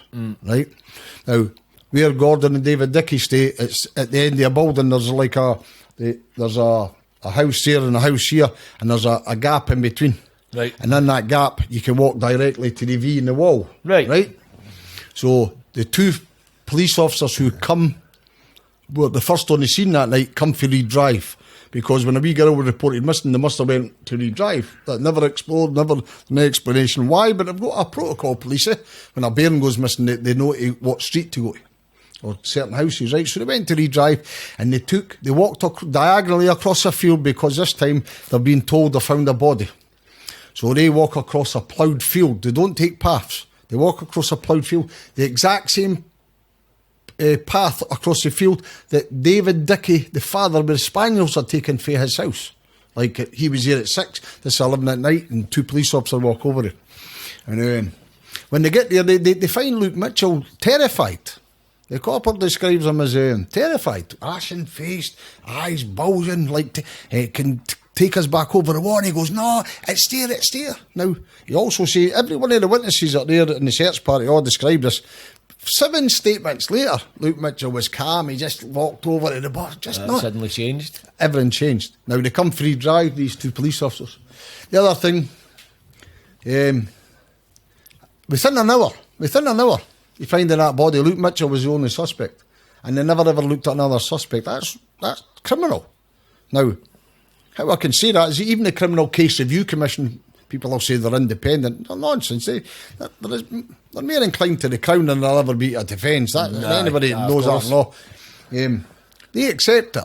So within an hour, they find the body. They all go to a big car park. Jodi's granny, Alice Walker, her tell everybody no to come forward and all that. She's cradled the body. She should have been stripped naked. Her clothes They take her to a police station, and instead of taking her clothes off her, right, and examine her, Stephen Kelly and Janine Jones, they only take Luke Mitchell. He's 14. He's no lawyer. He's no parent, and they take him to Dalkeith and they strip him naked. Which I've no got qualms about this. Given the nature of the crime, I wouldn't wait on social workers either, right? But he's the only suspect. The police arrive for Reed Drive, and 2 other police officers go to Jodi Jones, and the 2 officers at Jodi Jones' house get told by who we don't know. Jodi left at 5 o'clock and she left with Luke. She never left with Luke. She was going to meet Luke. When Luke phoned, he got told they have just left, her and Joseph, right?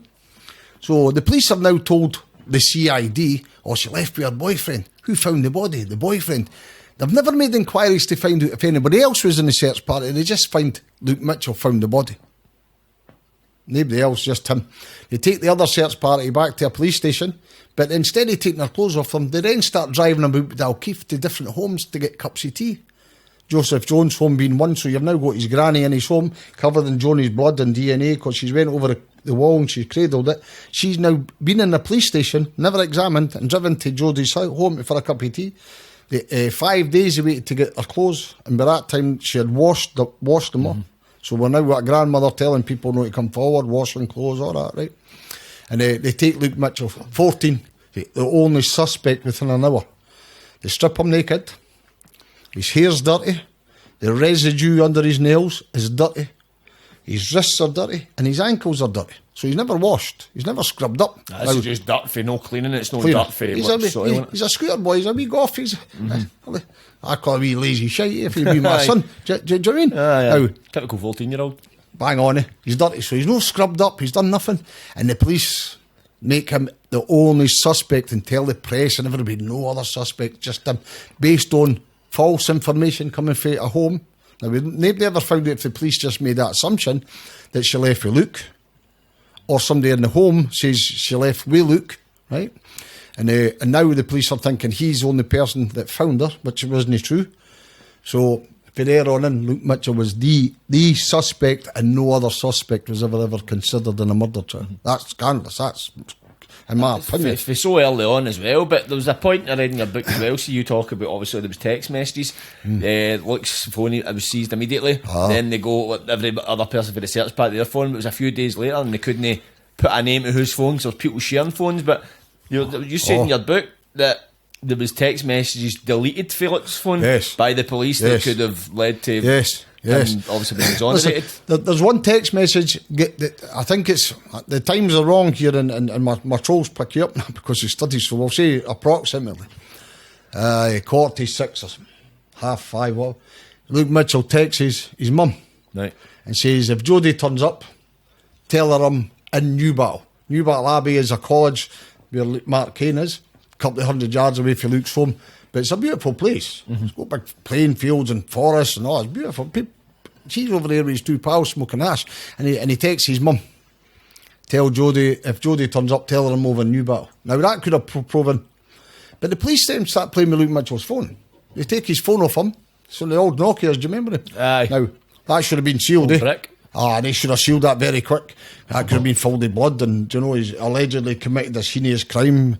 So they take his mobile phone, and the man then, the police officer then takes it back out the bag, no gloves, no protection, opens it back up to get Luke's mother's phone number, and then whatever they do with the text messages, they delete all the text messages apart from the ones that were convenient to their narrative.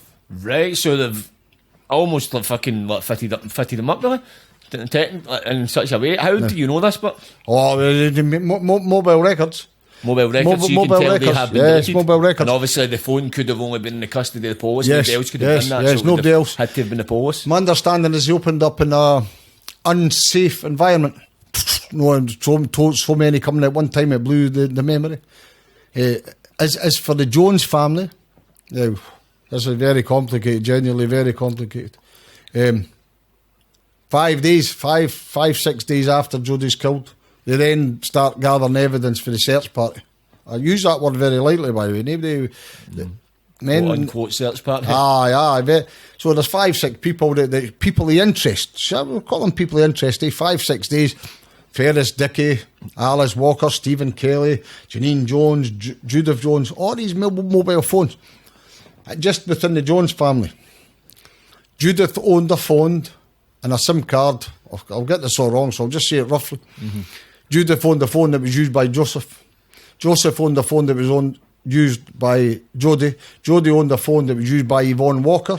Yvonne Walker had 2 phones that was registered to this. So by the time the police got 5 or 6, 7 phones, they didn't know who was using what phone on the day of the murder. Now, some of them had a package with phone and SIM card, and others were just a handset where they throw away SIMs. So nobody knew what was. The police take the phones and they put them in the wrong bags. They put them in bags and label them all wrongly.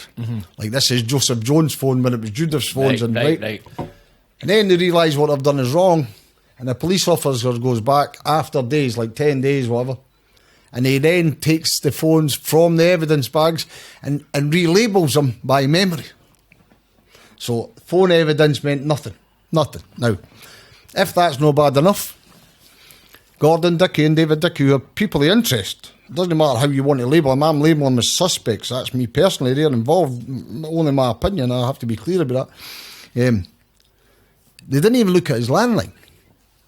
They only take selective phone calls for his landline, and they stopped taking phone calls. Stopped looking into his phone records after 5 o'clock that night on the day that Jodi's murdered. They didn't look.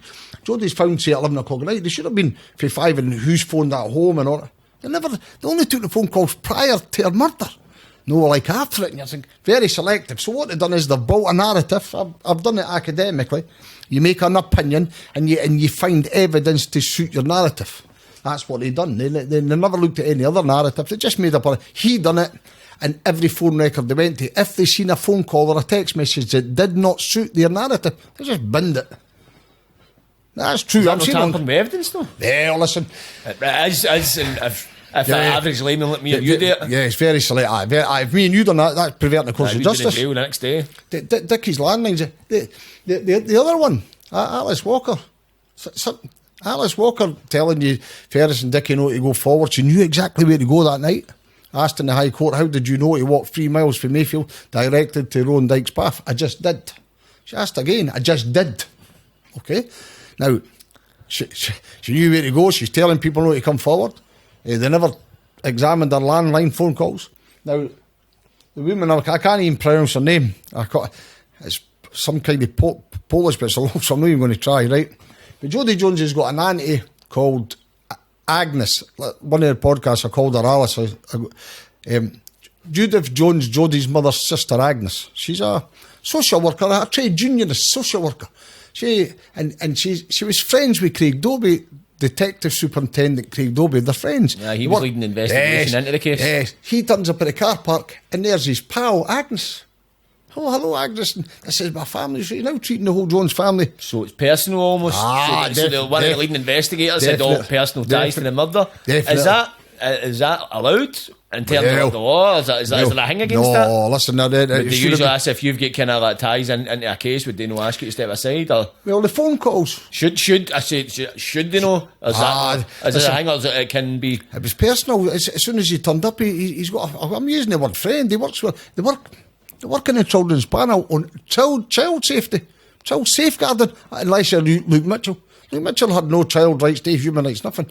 And here you've got the social work. By the way, the only reason I'm picking a route is two reasons. On the night of the murder, 6 o'clock, approximately 6, I better say approximately because it might be 2 minutes to 6, and I'll be on the line. Oh, you won't have. You get it. Approximately 6 o'clock, on the night Jodi was murdered, 3 phone calls were made to Agnes within the space of 5-6 minutes. Now, I know, if I need to get somebody a hold of somebody desperately, you phone them, you didn't get an answer, you phone back. Repeatedly. So they phoned this Agnes at 6 o'clock at night 3 times. The Jones family now. She is I don't want to be cruel to her. She's the one in the family who made good. She became a social worker, and a nice house, and where the sisters into the peeve and heavy drinking and smoking hash and real alternative lifestyles that led to the suicide of the father and do you know all that, right? But she's the woman that's made good. Yeah. They all go to her when there's trouble. They off. So at 6 o'clock that night when Jodi was killed, somebody in the Jones family, we believe Judith, Jodi's mum, made 3 phone calls. 3 phone calls in the space of 6 minutes at 6 o'clock. When Gordon Dickey is David Dickey is at the murder scene. So when sorry to cut you off, but just to give the listener an insight, when did they believe Jodi was murdered? What time? They put the time of Jodi's murder at 5:15. So 5:15. So at 6 o'clock. That definitely happened after the murder. Definitely. So it's 3 quite phone calls, never examined, never asked why. Why did they phone you 3 times? And then Agnes appears for, I think, Pennycook. You have to have this right, Pennycook, 3 or 4 miles away, and every one of them knew exactly what car park to go to on the night Jodi was murdered. Now, I'm not saying I can only surmise, and I didn't want to surmise because that's what DC Dobie done about Luke Mitchell, right? And I didn't want to fall into that trap, although I can't help it because I've looked at the evidence that much. And 3 times that they phoned Agnes that night. And then Agnes appears, and then Agnes then becomes the police, the family spokesman. So on the 15th of August, and I'm right about this, the DNA report comes back. No forensic links to Luke Mitchell. Police must have shot themselves. What? None. So what they done is, they went to Stephen Kelly and they told him, your sperm's on the t-shirt, but didn't worry, Janine must have borrowed the t-shirt. But they live 3 miles apart. On the same day, Agnes becomes a family spokesman. Craig Dobie's best friend, she goes public and says, Jodi was always borrowing t-shirts for her sister. Says she's now reparroting what the police have told Stephen Kelly. Now, it might be a coincidence. I don't believe in coincidence myself, but it might be a coincidence. So she's now giving the police narrative to the public about Stephen Kelly's sperm. So it's came from an official source now, so it's just as good as gospel. And now Agnes, for the last 15 years, recently a Tory councillor spoke out, right? A young woman in Falkirk, a Tory candidate, right? She said, I believe this is a terrible miscarriage of justice. A Daily Record hack, Jane Hamilton, who's been vicious for 2005, right? Her and the family spokeswoman bullied the woman into submission. She had to apologise. Look, I shouldn't have got involved. I see. And then we believe they apprehended the right man, right? Channel 5 documentary, right? Which I believe was good. People say one-sided. I believe it was pretty respectful, if I've been honest, right? Again, Agnes, the family spokesman, and Jane Hamilton come out. The family are disgusted at what Channel 5 have done. And they bullied this councillor. They've attacked me constant. Because you were also in the documentary as well. I asked you, obviously, speaking about Listen, can I have a laugh with the documentary? I was in that documentary for minutes. But I was in the original, 20 minutes. It's always the same, innit? To get a big full-length conversation and take a wee soundbite out. My accent.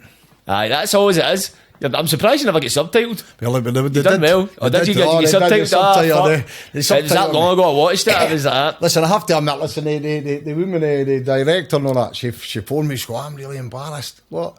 They want to put subtitles on, and I just laugh. Listen, I'm for Dander Hall and Leaf and all that, and whatever there, and my accent's no changing. So. Aye, that's it. You're Scottish, mate. You just need to accept it, man. That like people don't understand what we say. It started off 20 minutes telling you all about Mark Cain and this, and then it just a couple of minutes of Mark Cain. Like. But then the Channel 5 documentary, they put reports and complaints into Ofcom and all that, right? None of the complaints went anywhere, but made good headlines at the time. Aye. Complaints. No, nonsense. That Channel 5 programme was pretty... it was decent, and it was very respectful, more respectful than I'm being right now, because after Channel 5, when people asked me, I thought...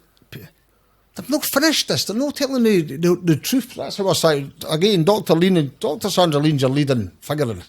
I still phone Sandra, listen, what's this? Double check. Because it's her whole life for 19 years has been this case. So when I need a question answered, I go, right. And they've attacked her, they try to silence Channel 4, and it's always come back to Agnes. Agnes, I'm not even going to try and pronounce that genuinely, right? But she is friends with Craig Dobie. So you've now got a police officer. Detective superintendent, got a friend in the Jones family, being a spokesperson, and you've got a person in the media, more than one, but particularly very close and friendly, feeding the public. There's no other suspects. Just so shocking. And that's why I pick on that actress. I don't pick on her, but that's why I mention. You always name her. Plus, as well, like, people might not know. Obviously, you say she's quite close with Jane Hamilton. Jane Hamilton was probably one of the leading reporters during the Mitchell 8 years. Know what I mean? Like, she was one of the ones that was writing all the fucking shit about him. Do you know? Listen, Jane Hamilton now playing the victim. She's left the Daily Record, but she's leaving it. I'm the victim. These people are, and I believe there is. Listen, Luke Mitchell's got 6,000 people on one web. Do you know? Nice. He's official grouping, the unofficial grouping. I've never got involved in any of that, right? And some of the people attack him. Now, there's hundreds of journalists were complicit in this. Mm-hmm. Jane Hamilton gets sort of singled out, if you want, because she's been vicious. See, when Channel, you have to be very arrogant or ignorant that you watch a programme and you've got a top QC, John Scott. John Scott's got his silks by going earning them. John Scott was a lawyer in Leith when I was a boy and all that. He's earned his stripes. He's speaking, there's something wrong with the case. You've got forensic scientists for Professor Alan Jameson. You've got senior police officers. Everybody's saying something wrong with this. Jane Hamilton next again, that programme's this and they're going to Ofcom. Do you know what they done to me? Listen, I didn't play the victim. The story with the 50 grand, the biggest lot of, can I swear? The biggest lot of shite. Speak for the biggest lot of shite I've ever read in my life. You know, I tell Mark Cain to speak to the police, right? Next thing they're in the courts, the police are saying, Scott Forbes and Mark Cain were going to get 50,000 for the press. Listen, I know the press and deal with them sometimes. You get about £500 if you're lucky for a story, right? They're now saying 50 grand. Me and him's he's going to confess to killing Jodi Jones, and me and him are going to share 50,000. Now, I've read Mark Cain's statements several times. He's made several statements online. He's a prick, meaning me. He's a bastard, and and I can't blame him for doing that. You know, listen, never once has there 50,000 ever been mentioned, ever. They just invented it. No. After the Channel 5 programme, Mark Cain's mother, Norma, I think she's dead now. I know she had cancer, right? After Channel 5, they sent a hack reporter up to the mother's house to say, bad Scott Forbes taking my son to the police. Scum. Absolute scum. I try to discredit you and everything you're saying. Everything. It was going to the moss, so it's kind of getting that emotional aspect. This poor woman, she's dying, and he's making all these fucking totally just doing the same fucking tactics they were doing back in 2005 to Luke Mitchell. That's and by the way, I listen, it's horrible. Listen, I've been in a life where using the media as a weapon. I understand it. I'm no shy to it. The legal system, so it's quite prominent. The media gangsters are phoning about other gangsters. No, he's this. You realise a lot of people would get a lot of information for it. It's a lot more fucking hands-on for the people involved. When I see the 50,000 story, it was just pure manufactured lies. It was never challenged by Luke Mitchell's legal team, by the way. Embarrassing, absolutely embarrassing. But then when that happens to you and you think, that's only one story. He's a wee 14-year-old boy. I'm a 50-year-old man who's been through them all a wee bit, right? And 14. And then you think, that happened to you and it's horrible. How did that wee boy feel? And they end up with a life sentence off the back of it as well. So imagine that at that young age, man, it fucking traumatised You're you. sleeping with your ma, you're a beast, you're a devil worshipper. And she, obviously, as I say, when I was in Pullman, I think I went into Pullman. I was 17. I think he might be a year, 2 year older than me. Aye. He was. I think if he wasn't in the tail end of his time in Pullman, he'd just left. But I used to hear stories. People used to fucking go for him in visit rooms and go for him because obviously there was this thing, look, Mitchell Beast and all that, like cunts shouting them to the windies and that. But he used to go for it. The cunts, Him and his ma. a good few cunts, man. He could go for it. Him and his ma when they went to visits. Is that? Him and his mum. Listen, all Corey Mitchell, I have to be careful. I don't want to go into her private life, it's horrible, but Corey Mitchell's not a well woman, shall we say, right? Right. And last time I spoke to her, you concerned me in tears, thanking me and can't talk like that, honest, right? And what had done to her? What had done to that woman? Imagine that, well, when your son going through that. Spent on you in jail visits. We talk about her business because her business get burnt down, didn't it? She's living out a caravan now, you know. Now listen, touch wood, she's got a wee flat, she know well. Good stuff. The last time I speak to her, I've not spoken to her for a while, but honestly, she phoned me recently and she hadn't me in tears. Sitting here fucking streaming.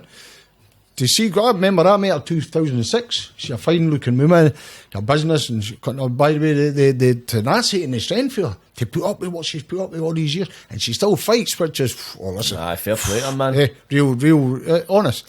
And she's no well, and I genuinely hope she gets to see her son free. I don't know if that'll happen, but I think there's a possibility. And they'll spin on it. The only thing I'll tell you about Pullman, so we're leaving, I never text. In Pullman, allegedly, and I'm saying allegedly, gangsters and violent criminals got a grip of him in the isolation unit and allegedly made a confession. But you understand Pullman. If you've got 5 or 6, they're 19 and 18. All boys too, so it's like a kind of pack mentality in there. You find a lot of the younger ones, it's not like the cons, I mean, a lot more laid back. There's a lot more the younger fucking heats in Pullman. It's just 5 or 6 laddies, but fucking you can. All it takes for somebody to say you're a beast and cunts are just so they can we done a beast and all. It's just this bravado. It's a lot of shit, man. So when I've heard it, I take it on board because I know the people who are now serious men, or maybe in the LTP halls and all that, and now in jail, so they've come down. But he says he done it. You know, can I be saying I done it for 5 or 6 guys going to cut me up on all? So I've never taken that. I've read his prison records. I've had several. One in particular, I'm not going to name him, but one senior prison officer for Pullman, who was Luke's personal officer, glowing reports. He's never, he's never admitted his guilt. Also, he's never admitted his guilt, and then officially, or he's never, and he's, the prison officer tell me he was a model prisoner. They did tell me about his attacks and how he defended. He's a big boy, by the way. Luke Mitchell knows some wee striking violence, you know. He was a beefcake. But imagine going through that, the mum, they're spitting on her at visits. Come on, you've been there, no, of course not. Even just, I was in jail for something I did do, and I felt fucking hard done by, you know what I mean? So I can imagine a life sentence round up your ass, 14, and said all that shit said about you, your family getting terrorised.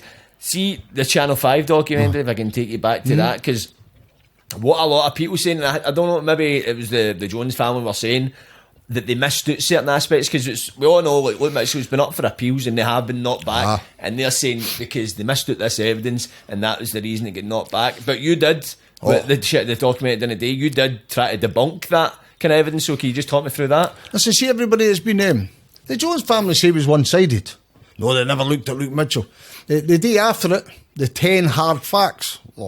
Can I go? I can't remember every 10. I'll go through most of them. A penknife. My mother's life.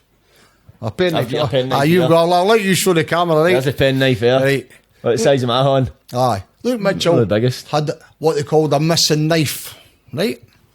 It was a penknife sheath. It's a legal held weapon. You can carry in your pocket and every day. It's not got a lock back. If it's got a lock on it, it's illegal. But it's a 40mm blade. They call it a scunting knife. When I first read it, I thought they'd spelled hunting wrong, but it's a scunting knife, a wee fisherman's knife in a pouch. On the pouch that they found in Luke Mitchell's home, it had 666, Jodi's date of birth, and a verse for Nirvana. Now, I can't remember the word. Nirvana. I see that's an age thing. And it was the best day that never came was tomorrow that never came, or words to that effect. A verse for a song. Jodi's favourite song, right? So he's gribbled. Now, they says the missing knife. And they're implying this knife killed Jodi Jones. Listen, I've seen Jodi Jones' injuries. They'll live with me forever. Genuinely, listen, we spoke about earlier about people with bad dreams. I was speaking about this today, bad people with bad dreams and then things you see. Jodi Jones' injuries were horrific. I've seen violence in my life. I've seen many murder cases I've worked on. I've seen different things. Jodi Jones' injuries are horrific. Real horrific. Real right. I can assure you this 100%. The one they committed or done by a penknife. Balls, just nonsense. And then they called it the missing knife. The missing knife, they took the sheath for the home and used it as evidence in court.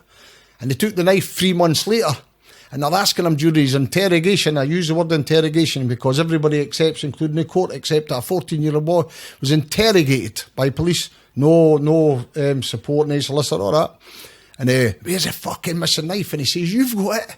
I thought, He says, well, you showed me a photograph, you've taken a photo. So the police have got a knife in their custody, the photograph, and they're asking them, where's the fucking knife? Where's the knife? They've got it. And I'm laughing because it's that stupid. So that's the first one. The second one, they use condom.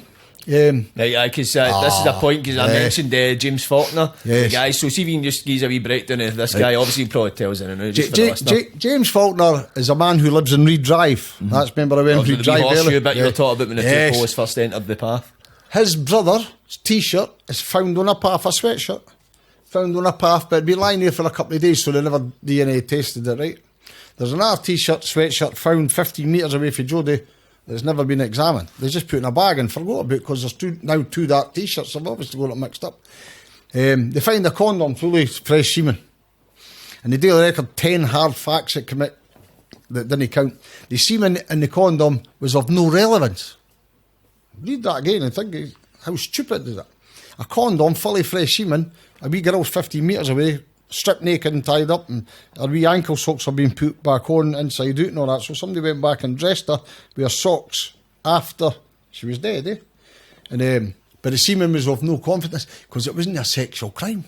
This is what they're feeding to the public. Jane Hamill, reading it. So that must be an imbecile that believes that. Come on. Anybody that's got any kind of common sense, if you find a condom close to a naked body, that condom's of interest, They never traced James Faulkner. Right, 3 years after it, James Faulkner does some other crime.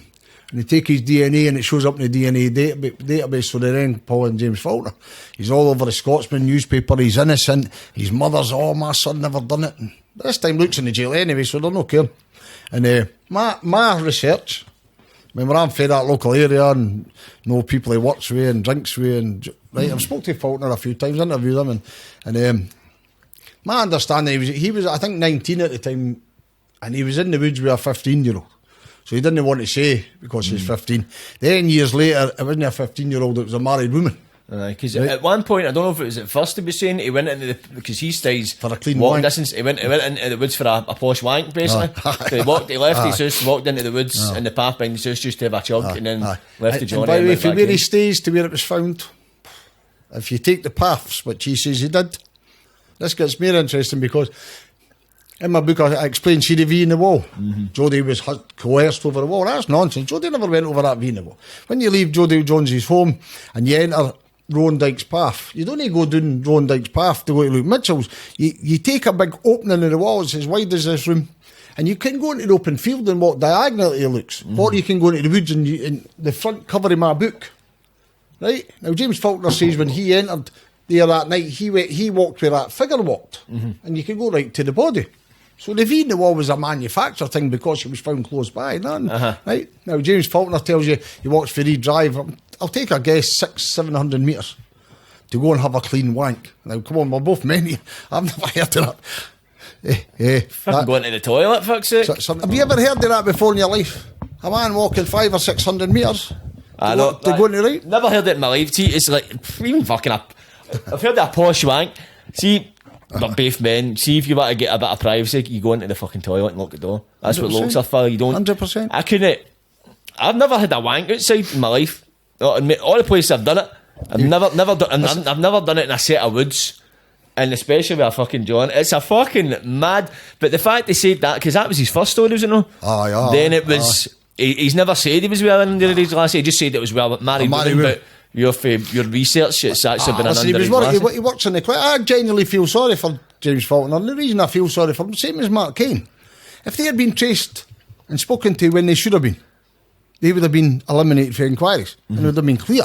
But 3 years later, 3 years, and then so the Daily Record tell you a used condom, fresh semen, was of no relevance because Jodi was not sexually abused. Because there was no trauma, vagina trauma, there's no rape. That's how we look for rape.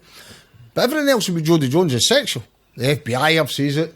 The police says it for the first 15 days that whoever killed her was sexually embarrassed. They're looking for somebody who sexually embarrassed themselves and they've flipped. Okay, well, I've already touched on that. Aye. And now all of a sudden, it's not a sexual motive, so that condom's no good. What was the other one? Oh, the 10 hard facts. And now, listen, the 10 hard facts, I'm trying to think of them. They're that. Luke Mitchell's brother never gave an alibi. Now, Luke Mitchell's allegedly butchered his girlfriend, killed her. He's a criminal genius because he can get rid of all DNA. And the brother says, I don't care if he was in the house. Now, if you're conspiring with your mother and your brother's done this, you're going to come up with that. Oh, I definitely seen him. Aye. You never come up with that, right? And the brother was leaving his home one morning, right? Driving to his work, and he seen a police roadblock, right? He thinks it's for road tax, like pull you in for road tax insurance. And they drag him out the car and they treat him like a terrorist. They drag him about like a Luke Mitchell's brother? Yeah, Luke Mitchell's brother. He's not been charged, but by the way, he's just dragged out a car. The High Court in Scotland accept that he was interrogated, and the nature of his his questioning, interrogation, if he had been a suspect, would have been unlawful. Think of this. Unlawful. The interrogation is unlawful if he was a suspect. So they drop the charges against him for perverting course of justice and they make him a witness. So that interrogation is then permitted in court. Right. So they've kind of found a wee loophole so it doesn't come back now. Yes. They're screaming at my police station a yes and no answer. Were you fucking in that house? Aye. And what were you doing? Well, I was having a wank. And if you would have... He was watching porn on a computer upstairs. Now, I know the home. I've been in the home and all that. I've got a big brother, by the way. He's a year older than me and I'm trying to think when we were youth. He's upstairs and your wee brother's downstairs. Of course you would. But he says he wouldn't normally watch porn if somebody else was in the home. Fair play. But looks in the other one... why did he phone the speaking clock? Now that that's the thing he used to do. He used to phone the speaking clock. See, when I first read it, I thought that's quite suspicious also. But see, when I read it, I'm laughing again because it's that stupid. His phone records showed that it was a normal action. He'd been doing it for months. 1, 2, 3, 4. Because Nokia phones at the top of the corner, the phone was cracked and he couldn't see it on his screen. Right. Now, that was his excuse. At first I thought, okay. But then when I found out you'd been in it regular, trying to think the other 10 facts here, oh, Jesus. They're just absurd. But this is what she fed. This is what they fed the public, right? The knife's the worst. It still keeps that element of doubt in the public's mind because they're still doubting us, even when you list all the facts. Some people go, well, we still get convicted, so they must have had something.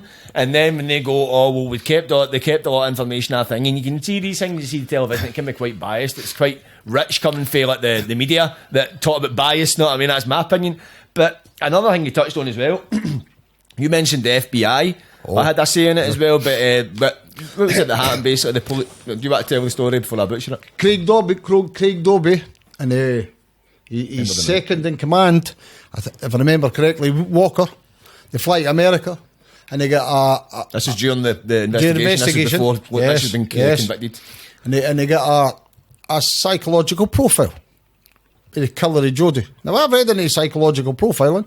They're not 100%, but they're decent. Quite accurate. And they get, if they're not dead on, they give you an insight into the killer. That helps narrow it down. Definitely, right? They give you an age and their background, the sexual nature. They're how can I... Listen, I didn't want to go into Jodi's injuries too much, but rough.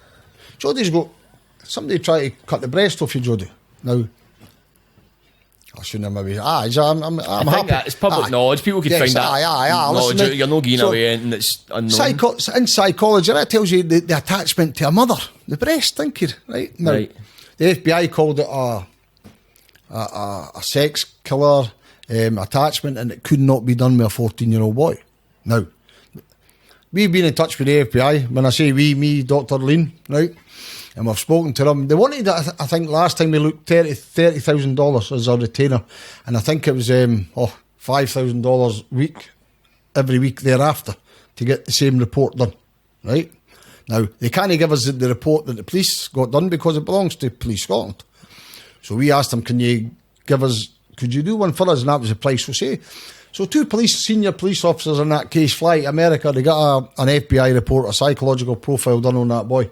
Well, no, on the murder. And it isn't Luke Mitchell. It's not Luke Mitchell. How do you know that? How do you know that? Oh, listen, because the FBI now telling, or the FBI now openly tell you. Oh, so the FBI, they can tell you, listen, it wasn't. So even the FBI are saying it wasn't Luke Mitchell. The whole report, when you read it, I've never seen so much felt tip pen in all my life. Dedact. Have you ever seen? See, when you go into politics and law, when they dedact your name. I've seen it. Aye. The whole report is pure didactic. Now the FBI went stage further and saying they police officers have used us. Now they're open. I'm saying this quite confidently. Lothian Borders Police, please come and talk to me, Police Scotland. The FBI now say they singled out Luke Mitchell, and they report what they gave the police to help. They disregarded it, so they disrespected the FBI. Mm-hmm. Right. So you're saying, see, with this report, this report cost well over 30-40 grand to get done. Yes. And when they got the results, they didn't use it because it didn't fit Luke Mitchell's. It didn't fit their narrative. So it was, even at that point, they were looking just at they had Luke Mitchell in their sights. Oh, listen, I can't. See, when you tell people this, they think you're. Come on, Scott. You sound it. No, you sound it. Let's see, when you feel as if when you tell people the facts, you almost feel as if you're making something up. But you're like, it's that fucking ridiculous. It's like from an hour in, an hour after finding Jodi Jones's body, Luke Mitchell has been the only suspect in the murder of Jodi Jones. The only search warrant was for Luke Mitchell's home, despite people being at the murder scene, cutting her hair, burning scrapping mopeds, burning clothes. Only one search warrant was ever granted, and that was for Luke Mitchell. Now, that's for an hour into a murder investigation. Me personally, I've said this before, I might get into trouble for this. Craig Dobie, my opinion, Detective Superintendent Craig Dobie, is a criminal. My opinion. He needs jail. For sure. I'll few more than him as well. People have said to me in conversation, serious people, professional people, that they think Mitchell was set up for the beginning. Right? I've never really went that far. Only my own opinion. They made Mitchell the only suspect based on wrong information. They were lazy.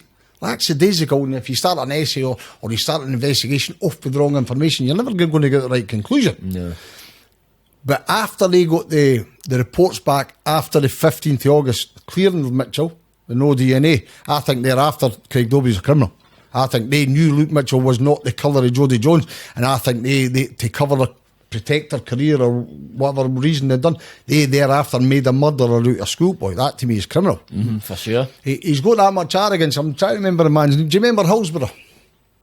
Liverpool. I know of the case, but I wasn't alive when it happened.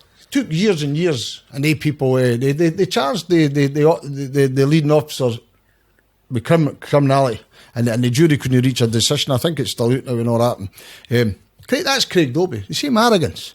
A 14-year-old boy. They destroyed. Think of this. They destroyed a woman and a boy and a whole family. They took away their business, their life. Listen, a paedophile doesn't do that much damage, or does as much damage. Craig Dobie, after the 15th, some people believe it was before. Me personally, I think after the 15th of August 2003. My opinion is Craig Dobie acted criminally throughout. Because I think in law you need actus rea and mens rea. Mens rea is your thought and actus rea is your actions. His actions were guided by criminal thoughts. Because in my opinion he knew Luke Mitchell was innocent and he kept pushing for his guilt. That's only my opinion. Now, I've looked at this case for 18 years and professionally for 2006, 16 years. That's a long time. Now, I've never ever genuinely come across one shred of evidence that tells me Luke Mitchell killed Jodi Jones. They police officers were seeing the same cases I'm seeing, and they've got better access to people, and yet they still pursued that boy. To me, that's criminal. Personally, that's criminal. I think some journalists, and I'll name James Hamilton's one, and I think there's others, I think they were criminally complicit, although I think it's harder to pursue them. But I believe some in that, Craig Doby and others within that police, me personally, I think they're criminal. That's me, you know. I hope one day that happens. Aye, hopefully. That's the thing as well. It's because a lot of people go, well, if we didn't do it, why did he get convicted? And you do hit the nail on the head in your book when you basically say they've probably realised at some point that they were wrong, but they had to protect their careers, because the fact that they put this gamble on Luke Mitchell so much, if they were to admit they'd fucked it, then a lot of cunts would have lost their job. See when I hear I hear it quite often. Oh, you've been to the appeal court 3 times, you've been to this, and why has he been rejected? Paddy Hull, I think, had 6 appeals. But what's the Birmingham 6? They knew Paddy Hull and the Birmingham 6 were innocent for 15 years. It's law. People think, oh, they've found out this. It's no, the law isn't justice. You have to go with a legal test, like I say, fresh evidence. Now, I could find a knife in the crime reports right now, and it's the murder weapon. But if that was available to the defence at the time of trial, we can't then introduce it in the court. We have, we believe, I say we, but DNA's improved massively since 2003, massively. Mm-hmm. Now, I'm not a forensic expert. I've got an idea of it. It's now fucking, they look like barcodes. Mm-hmm. Right? In 2010, I think it was 10 bars, now it's 20, and you can identify things now that you could never identify in 2003. Now, we have forensic experts believe if they can get access to the samples for 2003, they can prove definitively who killed Jodi Jones, right? Now, people say, well, just go and get it. They can write 1,000 letters to the Crown, they just ignore you, they just tell you to go away. That case is closed. And what they tell you is you're on a fishing expedition looking for anything to try and help a guilty man. So they didn't give you access. You have to go into the appeal court and find personal reasons and definitive reasons why we need this. And you just need to go into an appeal court just to take a relook at the DNA. Yes. I'll name a young boy from Glasgow, Cumbernauld. Sean Toll was wrongly convicted of murder. Now, the wound on the deceased was like 40 millimetres. Right. And they says that the man who put the knife in couldn't have been him because the knife was too wide or whatever. Now, I'm a carpenter to trade, long time ago, right? When they first told me his case, I was thinking, that can't be right. So I measured the wound myself with a measuring tape. And I thought, this boy's right. A boy for the street, by the way, for Cumbernauld, is telling professionals that's the murder weapon. They had a murder weapon, a knife, with the blood on it and fingerprints of the killer. But they dismissed the murder weapon. So the killer walked free and he got 15 years. He's just been released recently. And so we went to another professional and I pointed out to him the measurement. And the professional who made the mistake originally, I went to him and I showed him and he says, oh, you're right. I said, this boy doing 15 years. And on your mistakes, it was like 2 millimetres or whatever. So we went to another professional. It took us 4 years to get access to the knife to measure it. 4 years. Now I've got 2 forensic pathologists, 2 forensic pathologists, Professor Basuto, who worked in Luke Mitchell case, and Professor Pound. They're both agreeing that there's been a massive mistake made in court, that a knife was dismissed. That can't have been a murder weapon, but it was a murder weapon. And it took us 4 years to get access to the knife just to measure it. And that boy Sean Toll, he's been acquitted now. Well, he never got acquitted. Appealed. He never took it. He just finished his sentence. He was too far in. So he ended up finishing his sentence. That's how long it took. Hell, man. Sean Toll, listen. Did he ever have his conviction quashed? No, listen. So he just done the sentence. Yes, done the sentence. But I think he was 11 years into his sentence. When a junior solicitor, a trainee solicitor, a joiner to trade, a guy for the street, looked at a wound and measured it with a foot rule. I never used a tape, I used a foot rule, you know. And I said, this boy's right. Anyway, honestly, we had 2 senior pathologists in Scotland agreeing. The one made a mistake, and another man saying the man made a mistake, and it still took us, I think, 4 years to access knives. It's a fair bit of time. It does drag on the legal process. See, for Luke, that's about we've got 2 things. 2 that the medical records of Joseph Jones were never put before a jury. Now, any reasonable person, in my opinion, but I'll ask anybody reasonably to ask this, if that was put before a jury, Would Luke Mitchell would it have created a reasonable doubt? Without a doubt. Without a shadow of doubt. You've got a man who's frenzied and natured, psychotic, carries a knife, seen falling her 15 minutes before she's dead, or that. It must create a reasonable doubt. But that was never put before a jury. So we hope, or pray, I use the word pray, I'm not religious, but pray. That's fresh evidence that we can get that into a court and say, look, this has to be, right? Retry him. Take him back to trial. That's what I would like, personally. Retry him. Oh, listen, the Crown wouldn't even take him to trial now.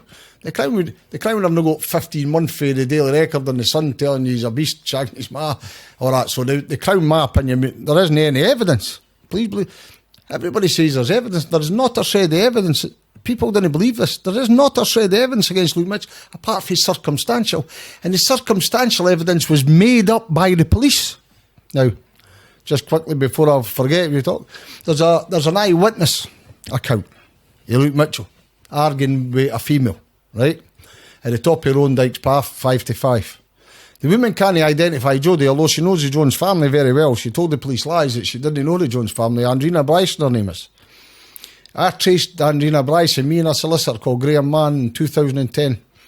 We traced Andrina Bryson 2 miles, 3 miles away from where the murder happened. And we chatted her door. The neighbours then tell her we're looking for her. She moved to a new home. We turned up to meet her. My solicitors were dressed in suits, and we're being very polite. And she turns up to a meeting with her husband and her mother-in-law. I found that very strange. You walk in to meet somebody, and why are you looking for us? You've got no right to be looking for us. And the solicitor I was with says to her, look, this is our job. This is what we're doing, and blah blah blah. We asked her one question. And Miss Bryson, when you were in the High Court, and she's the pinnacle of Mitchell's, because if Luke Mitchell wasn't in East Houses, it wasn't him. It wasn't him anyway. And but he never identified them in court. Had he changed his appearance? And the mother-in-law jumped up, right, that's it, go, that's it, go, my house. You're putting words in her mouth. And we just had to leave. Andrina Bryson's now went to Australia, right? And she was traced with Channel 5. She must have been, because when we interviewed her in 2011, she was a rabbit in the headlights. I've never seen, and I've turned up at people's doors 20 years after crimes, and I'm sure they laugh, but sometimes after paedophiles and beasts and that, the look on their face is classy. Oh, hello, I'm the mister. Right. Andrina Bryson was a rabbit in the headlights.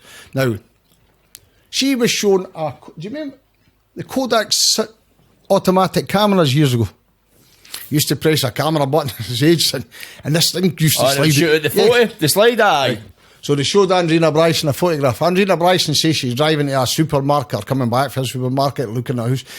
By the way, if you drive along this road, you have to do this to look down the street, doing this wee lane. So she's doing that while she's driving, while she's on a bend driving at 40 miles an hour, and she sees a boy arguing with a woman 20 or 30, 40 metres away in a wooded, a lane going into a wood. And the police go and show her mugshots. Now, we've all seen mugshots. They come in books, So they show her all these 13-year-old boys in a mugshot. And then they show her a Kodak symptomatic photograph of Luke Mitchell.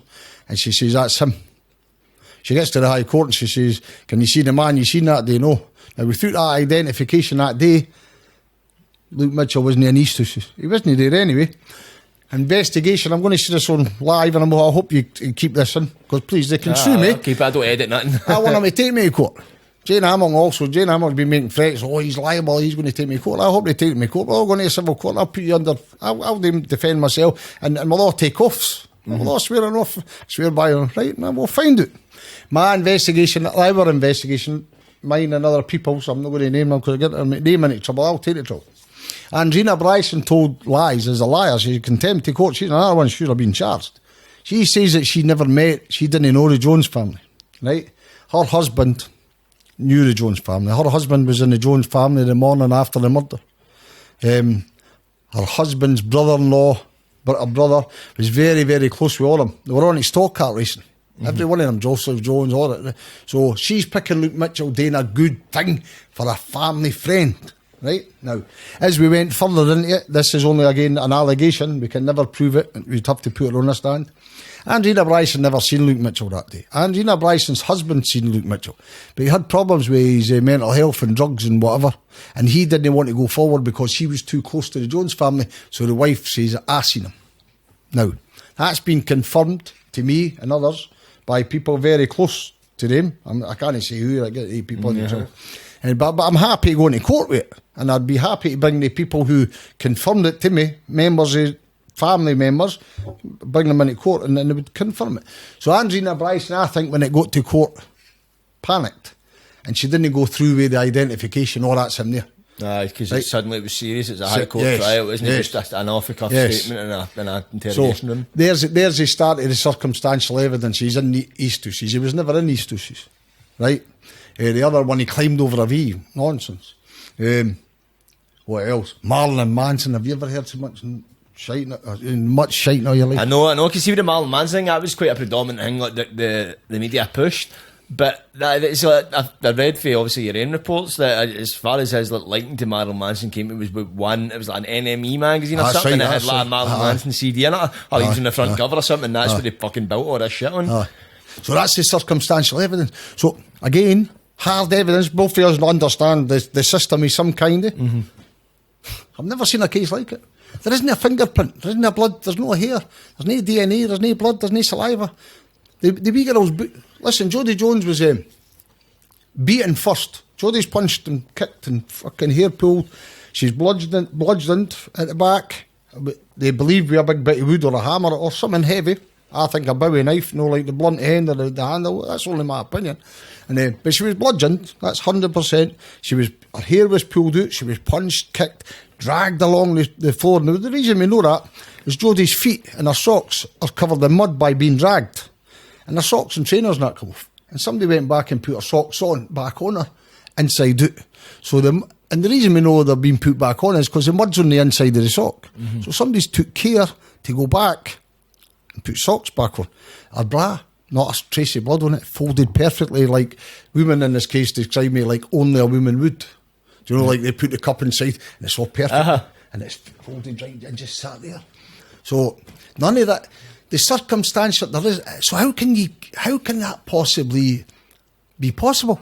To have a physical fight, strip somebody, beat them, black and blue, pull them with the hair, drag them along the floor. She's got a defensive wound in her arm, honestly. Listen, it nearly takes her arm off, So a penknife never... It looks like she's done that at some stage. That's only my... Right? Because her hand here and she's... Right? He's done that, and then boots are, listen, the injuries to Jodi's face, oh Jesus. Gruesome. And they are, listen, in the breast and across the ear, and listen, real heavy. How can you do that and not have a trace of DNA? Well, I know have a spot of blood, because where Luke Stiles fae there, to walk there, it's like a half-hour walk, and we'd have to pass. Listen, see if where Jodi was found, I think if you knew the area, you could get to Luke's in about 5 minutes. Oh, is it that close? Aye, 5 minutes. But you would have to cross a field and go down like a tool hire place for going to New Battle Abbey where Mark Cain was and that way. And but he never washed. Now, the story of the burning of the Parker, that's the other one of the 10 facts. Right. But you know, we've got some kind of knowledge of burning clothes, evidence. Now, I know people are in the jail because a zip got found in the back of a car and they burnt all the clothes. And all they found was a zip, and they found a partial DNA sample, and the guy's doing life, right? Aye. Luke Mitchell's mum, who's got no criminal background, right, was allegedly burnt a Parker coat, a big army Parker coat. I'm not exaggerating. The fire in the garden was a wee thing that you would burn leaves and twigs. Maybe 11 inches wide, I think, if I remember right, but that size. And this Parker's meant to be cut up and put in this. There was no accelerant, right? No petrol, no accelerant. She's in a mid-terrace home, adjoining gardens, trees, flowers, bushes, all that. If you're burning a coat, it's going everywhere, eh? Nothing. The police go in there, they do full forensic searches, they find nothing. So the coat was never burnt. That's my opinion. There wasn't a coat. I'm saying that because me reading the case, and they just invented it because they wanted to see a man wearing a Parker, because 2 witnesses on New Battle Road seen a man with a Parker. I believe that was Mark Cain. So what they done was, there was a guy identified with a Parker, and rather than, because they couldn't find a Parker and look, they concocted a story there was a Parker, but it was burnt before they could get to it. But there was no evidence found of this parka in this wood burner they had at the back. That's what it was insinuating. Corinne Mitchell burnt it in their wee wood burner at the back, but they seized that, didn't they? They searched it. Honestly, it was a joke. See, when I first seen it, I was mortified. I've seen people burning clothes, and I've got some insight into that. To burn that parka, a lot of nonsense. Just nonsense. But they fed that to the public through the papers and media. And the court, by the way, you could have went in the High Court that day, and you could have contempt of court. I'll be careful. People in the jury are would have believed anything. Aye, anything susceptible to kind of bullshit. Sometimes. I know some people in the jury now have had counselling because they're not very safe in their mind. Right. About what happened, because they knew they were under pressure. So they're having counselling on the back of giving out a guilty verdict? Yes. Right. Now, even worse. That's an interesting thing. Well, I have to be careful. That's contempt. I had to take... I went to a top legal person, and because that's contempt of court.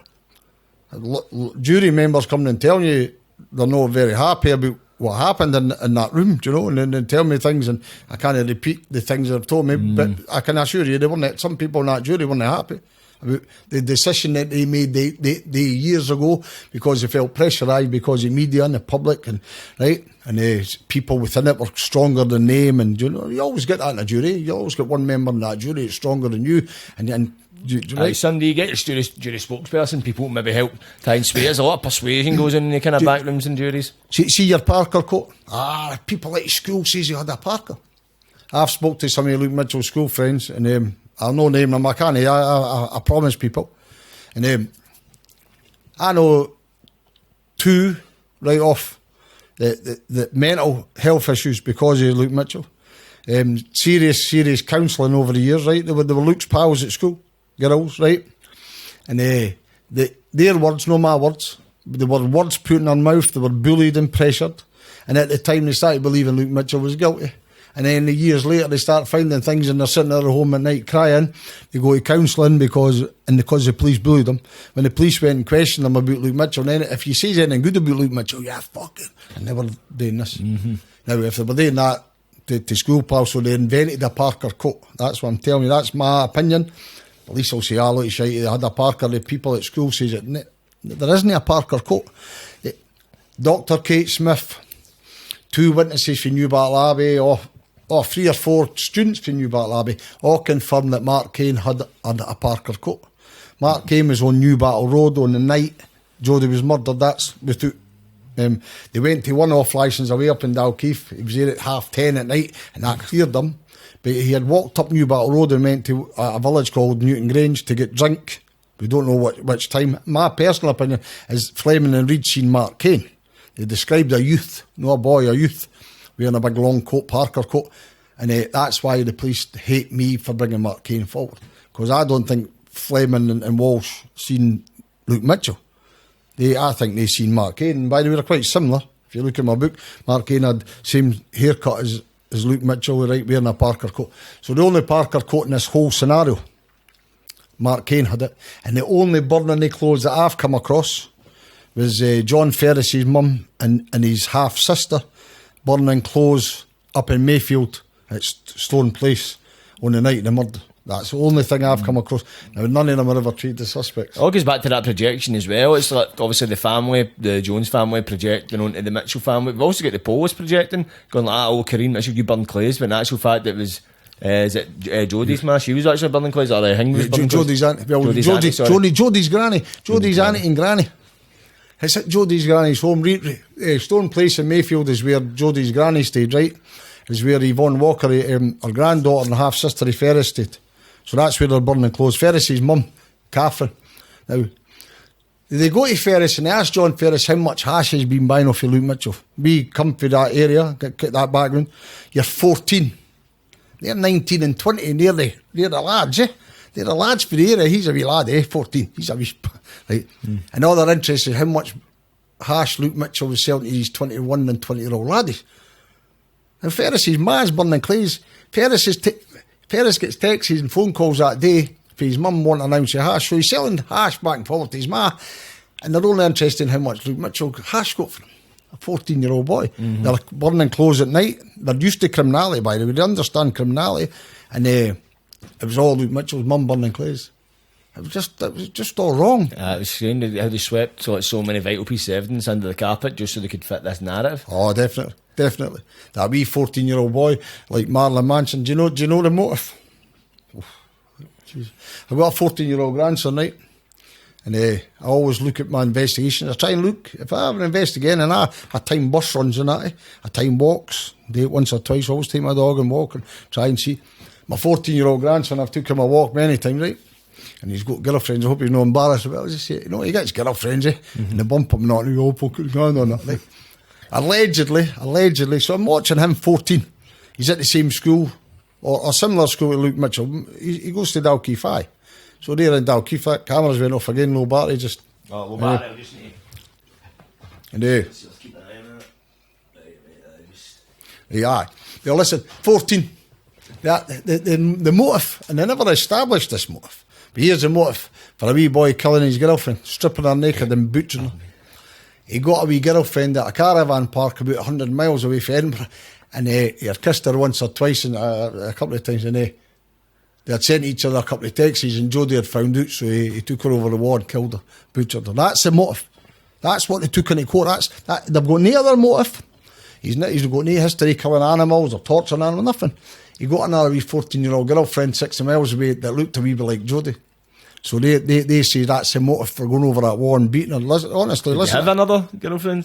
Listen, I think he had a wee snog with at some caravan park. But it wasn't the way they kind of... And I'm looking at my 14... I'm looking at my wee 14-year-old and thinking... Nah, no chance. Never, no chance. Can't do that. Nah, the FBI agree with me. People say, who do you think you are, Scott? You think you're a fucking forensic scientist? I'm very well educated, 10 years university, people. I'm a chavvy and I speak with a... Right, I'm well educated. 4 years postgrad in law and 4 years philosophy and history.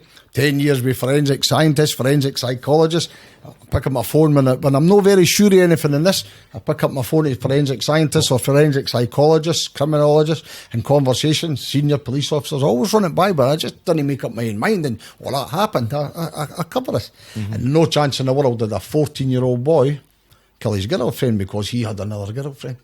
That just never happened. No, it's bizarre. When you compare it to the stack of evidence, look in the other direction, it ranks fucking small in comparison.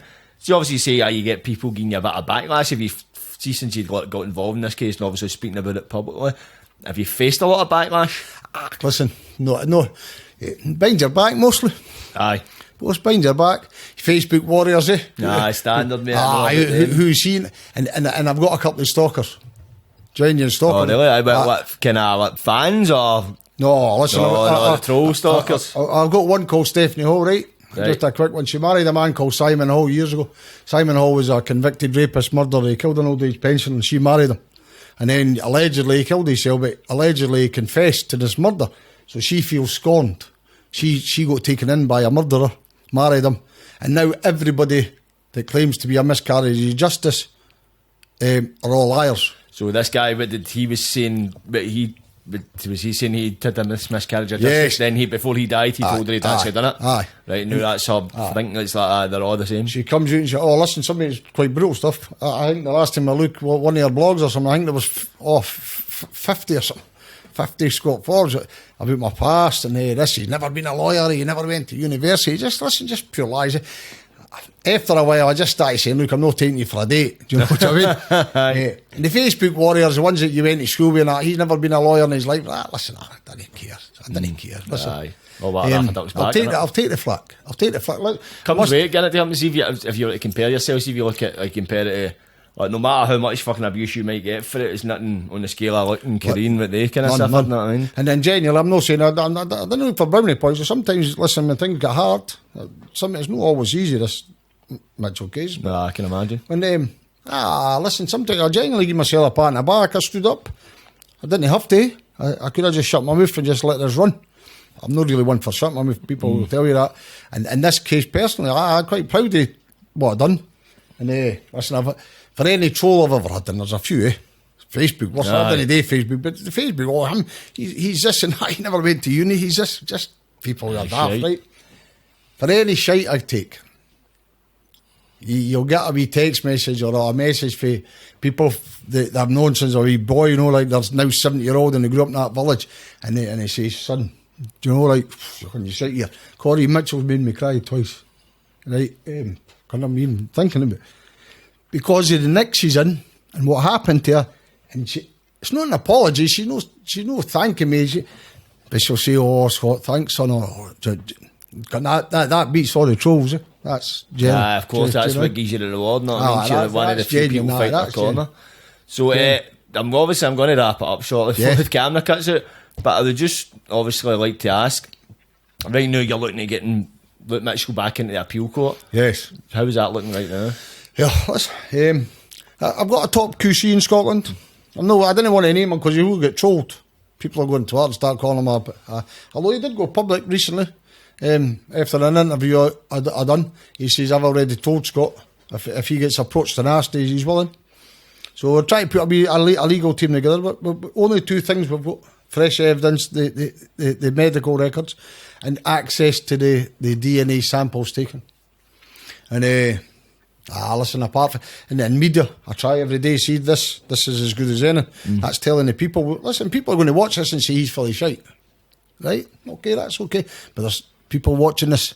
They're going to say he isn't full of shite. He's telling the truth. Conversation as well. Yes. And they come in and if it's a positive conversation on your podcast, brilliant. Hey, people are speaking, and that's how Luke Mitchell got convicted. The Daily Record and the Sun. Trial by media. Yes. So if we can reverse that, brilliant. Because people are in the daft, and see when you actually, I think a lot of people, because see me as well, I'll be honest, that I fucking thought he'd done it.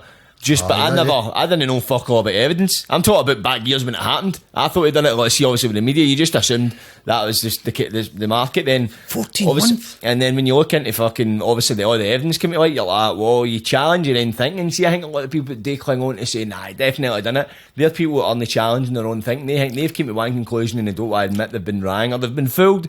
And it's a lot of, it's national with humans who don't want to admit they've been fooled. I come from Dander Hall originally, Leaf. I grew up in Alberts, you know that, Leaf. We're going down there now. But where I grew up, Dander Hall, first 10 years of my life, my dad's a psych and minor and all that. And so I know that area well. And where I grew up, there's a Facebook page, and the guy who runs it, I've known him all my life, he's put up my book in it. And most people are positive, but you get a few, he's a fucking beast, what are you putting his book up for? They read the Daily Record and they think they're experts. I've had people tell me I didn't know what I'm talking about, and I'm telling you he's guilty, make no mistake. So I ask him, how have I made the mistake? Go and explain me. I'm fucking just telling you, they read the Daily Record. Aye. Or the granny worked in the chippy. I know, it's always their granny was there, the granny stayed across the road, and seen cousins goldfish. A lot of shite. And when you tell them, genuinely, people didn't believe you. Say, I can't listen to rap. There isn't an evidence. How can you commit a crime, such a crime, and no leave a trace? Think it's impossible. Again, listen, I know guys in Glasgow, I fucking bit you a zip in a car that's been firebombed and blown. And they're in because of DNA. Peter Tobin, they went back to a house 15 years later and went behind wallpaper and found stuff. And yet they've got a boy an hour later, and there's nothing. It's impossible. No, definitely no. It's against the laws of science. But another thing I was going to ask, obviously, say, what's for talk, hopefully, if this does eventually go to a retrial, Luke Mitchell gets exonerated, acquitted, what happens next? You would get millions. I think there's a cap on the compensation, but listen, the compensation to Luke Mitchell's useless. He went in there at 16. He's 32 years old. You can't compensate your teenage years. Right? So even if he gets 3 million, can I tell you what they do to people who miscarriage of justice? The first thing, they take, I think it's 12% for room and board. For what? Room and board. For every day you've been in jail, they charge you money. Oh, so they actually charge you even though you've been... And let's say you got £1 million. I think, the figures, I'm not going to say a figure because I'll have it wrong. Tommy Campbell and Joe Steele, no ice cream movers, whatever compensation they got, they took room and board for them. Every day they were wrongly imprisoned, they get charged for room and board, like they've been in a hotel. And I think it was Joe Steele, I might be wrong here, but I think it was Joe.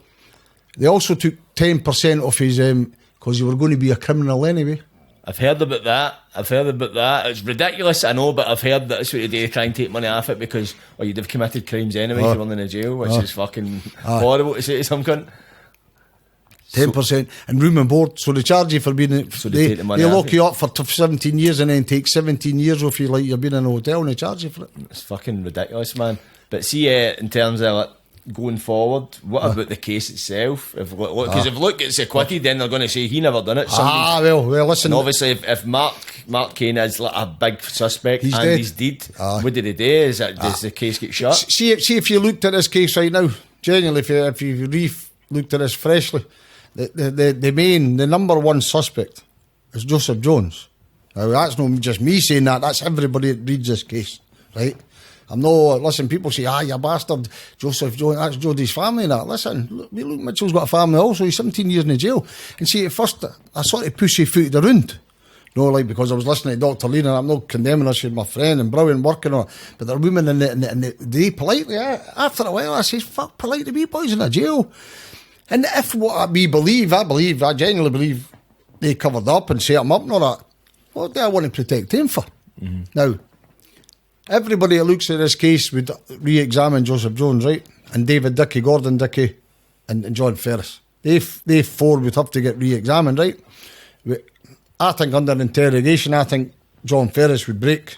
That's, again, Yvonne Walker, burning clothes, Catherine Ferris, burning clothes. I think if Luke Mitchell gets freed and the police reinvestigate, I think they would get a conviction. That's only my opinion, but I hope that happens, and I hope Craig Dobie, the Detective Superintendent Craig Dobie, he should be in court. Mm-hmm. That's my opinion. Yeah, so again, be a lot more than just this case listen, him and a few other people should be criminally charged. That's a wee boy. That's a no, definitely. They fitted up a fucking Wayne. A child. Child fucking ruined his By life. the way, he got interrogated. He had no human rights. He had no child rights. Well, we were reading the other day there about children's rights when they're being questioned by police. Mitchell had none. Nothing. People look at you and think that's can't be true, Scott. But it's true. There isn't forensic evidence. There isn't a shred of evidence. The circumstantial evidence is very questionable. But at the time when Luke Mitchell was convicted, they didn't know about Joseph Jones, right? They didn't know about Stocky Man. They didn't know Joseph. They didn't know his medical records. They accepted that Ferris and that couldn't remember where they were for 15 minutes. In the 15 minutes when Jodi's been butchered, they're at the very scene where she's found. But they just accepted it in court. Do you know why? Because of the press. Luke Mitchell was a beast. A man who was raping his mum, having sex with his mum, and keeping bottles of piss, and he was into Marilyn Manson. And, just horrible. It's real. I'm older, right? If you ever watch the films for the old cowboy films years ago, Lynch Mob, you've heard of the Lynch? That's what they done to Luke Mitchell. They created the Lynch Mob through the Daily Record and the Sun and other tabloids, and they had the holy Dalkeith. Dalkeith's quite a big borough, do you know? Midlothian's a big place, but it's not mining villages. Every mining village, do you hear what happened to that bastard? And they're in the chippy and in the local pubs. But over the years, public opinion changes. If you go to the Mayfield now, and you go into a pub, some people will tell you you're a scumbag for slagging the Joneses. Other people pat you in the back, well says something, because people know. Do you know what I mean? The only people that didn't want to know at that time was DC Dobie. Mm-hmm. So it's just been probably one of the biggest cases of fucking police corruption and cover-ups in fucking this nation's history, you know, maybe? The Red Fox, James Stewart, is in Scottish history is Miscarriages of Justice. He shot a British soldier, a redcoat, years ago in the island, kidnapped. Have you ever watched Kidnapped, the film? No. Anyway, that's James Stewart's a famous one in history. Lockerbie's the biggest one because of the number of deaths, right? Al McGrackie never won an appeal, but he died and all that. But everybody in the legal system believed Al McGrackie never done it.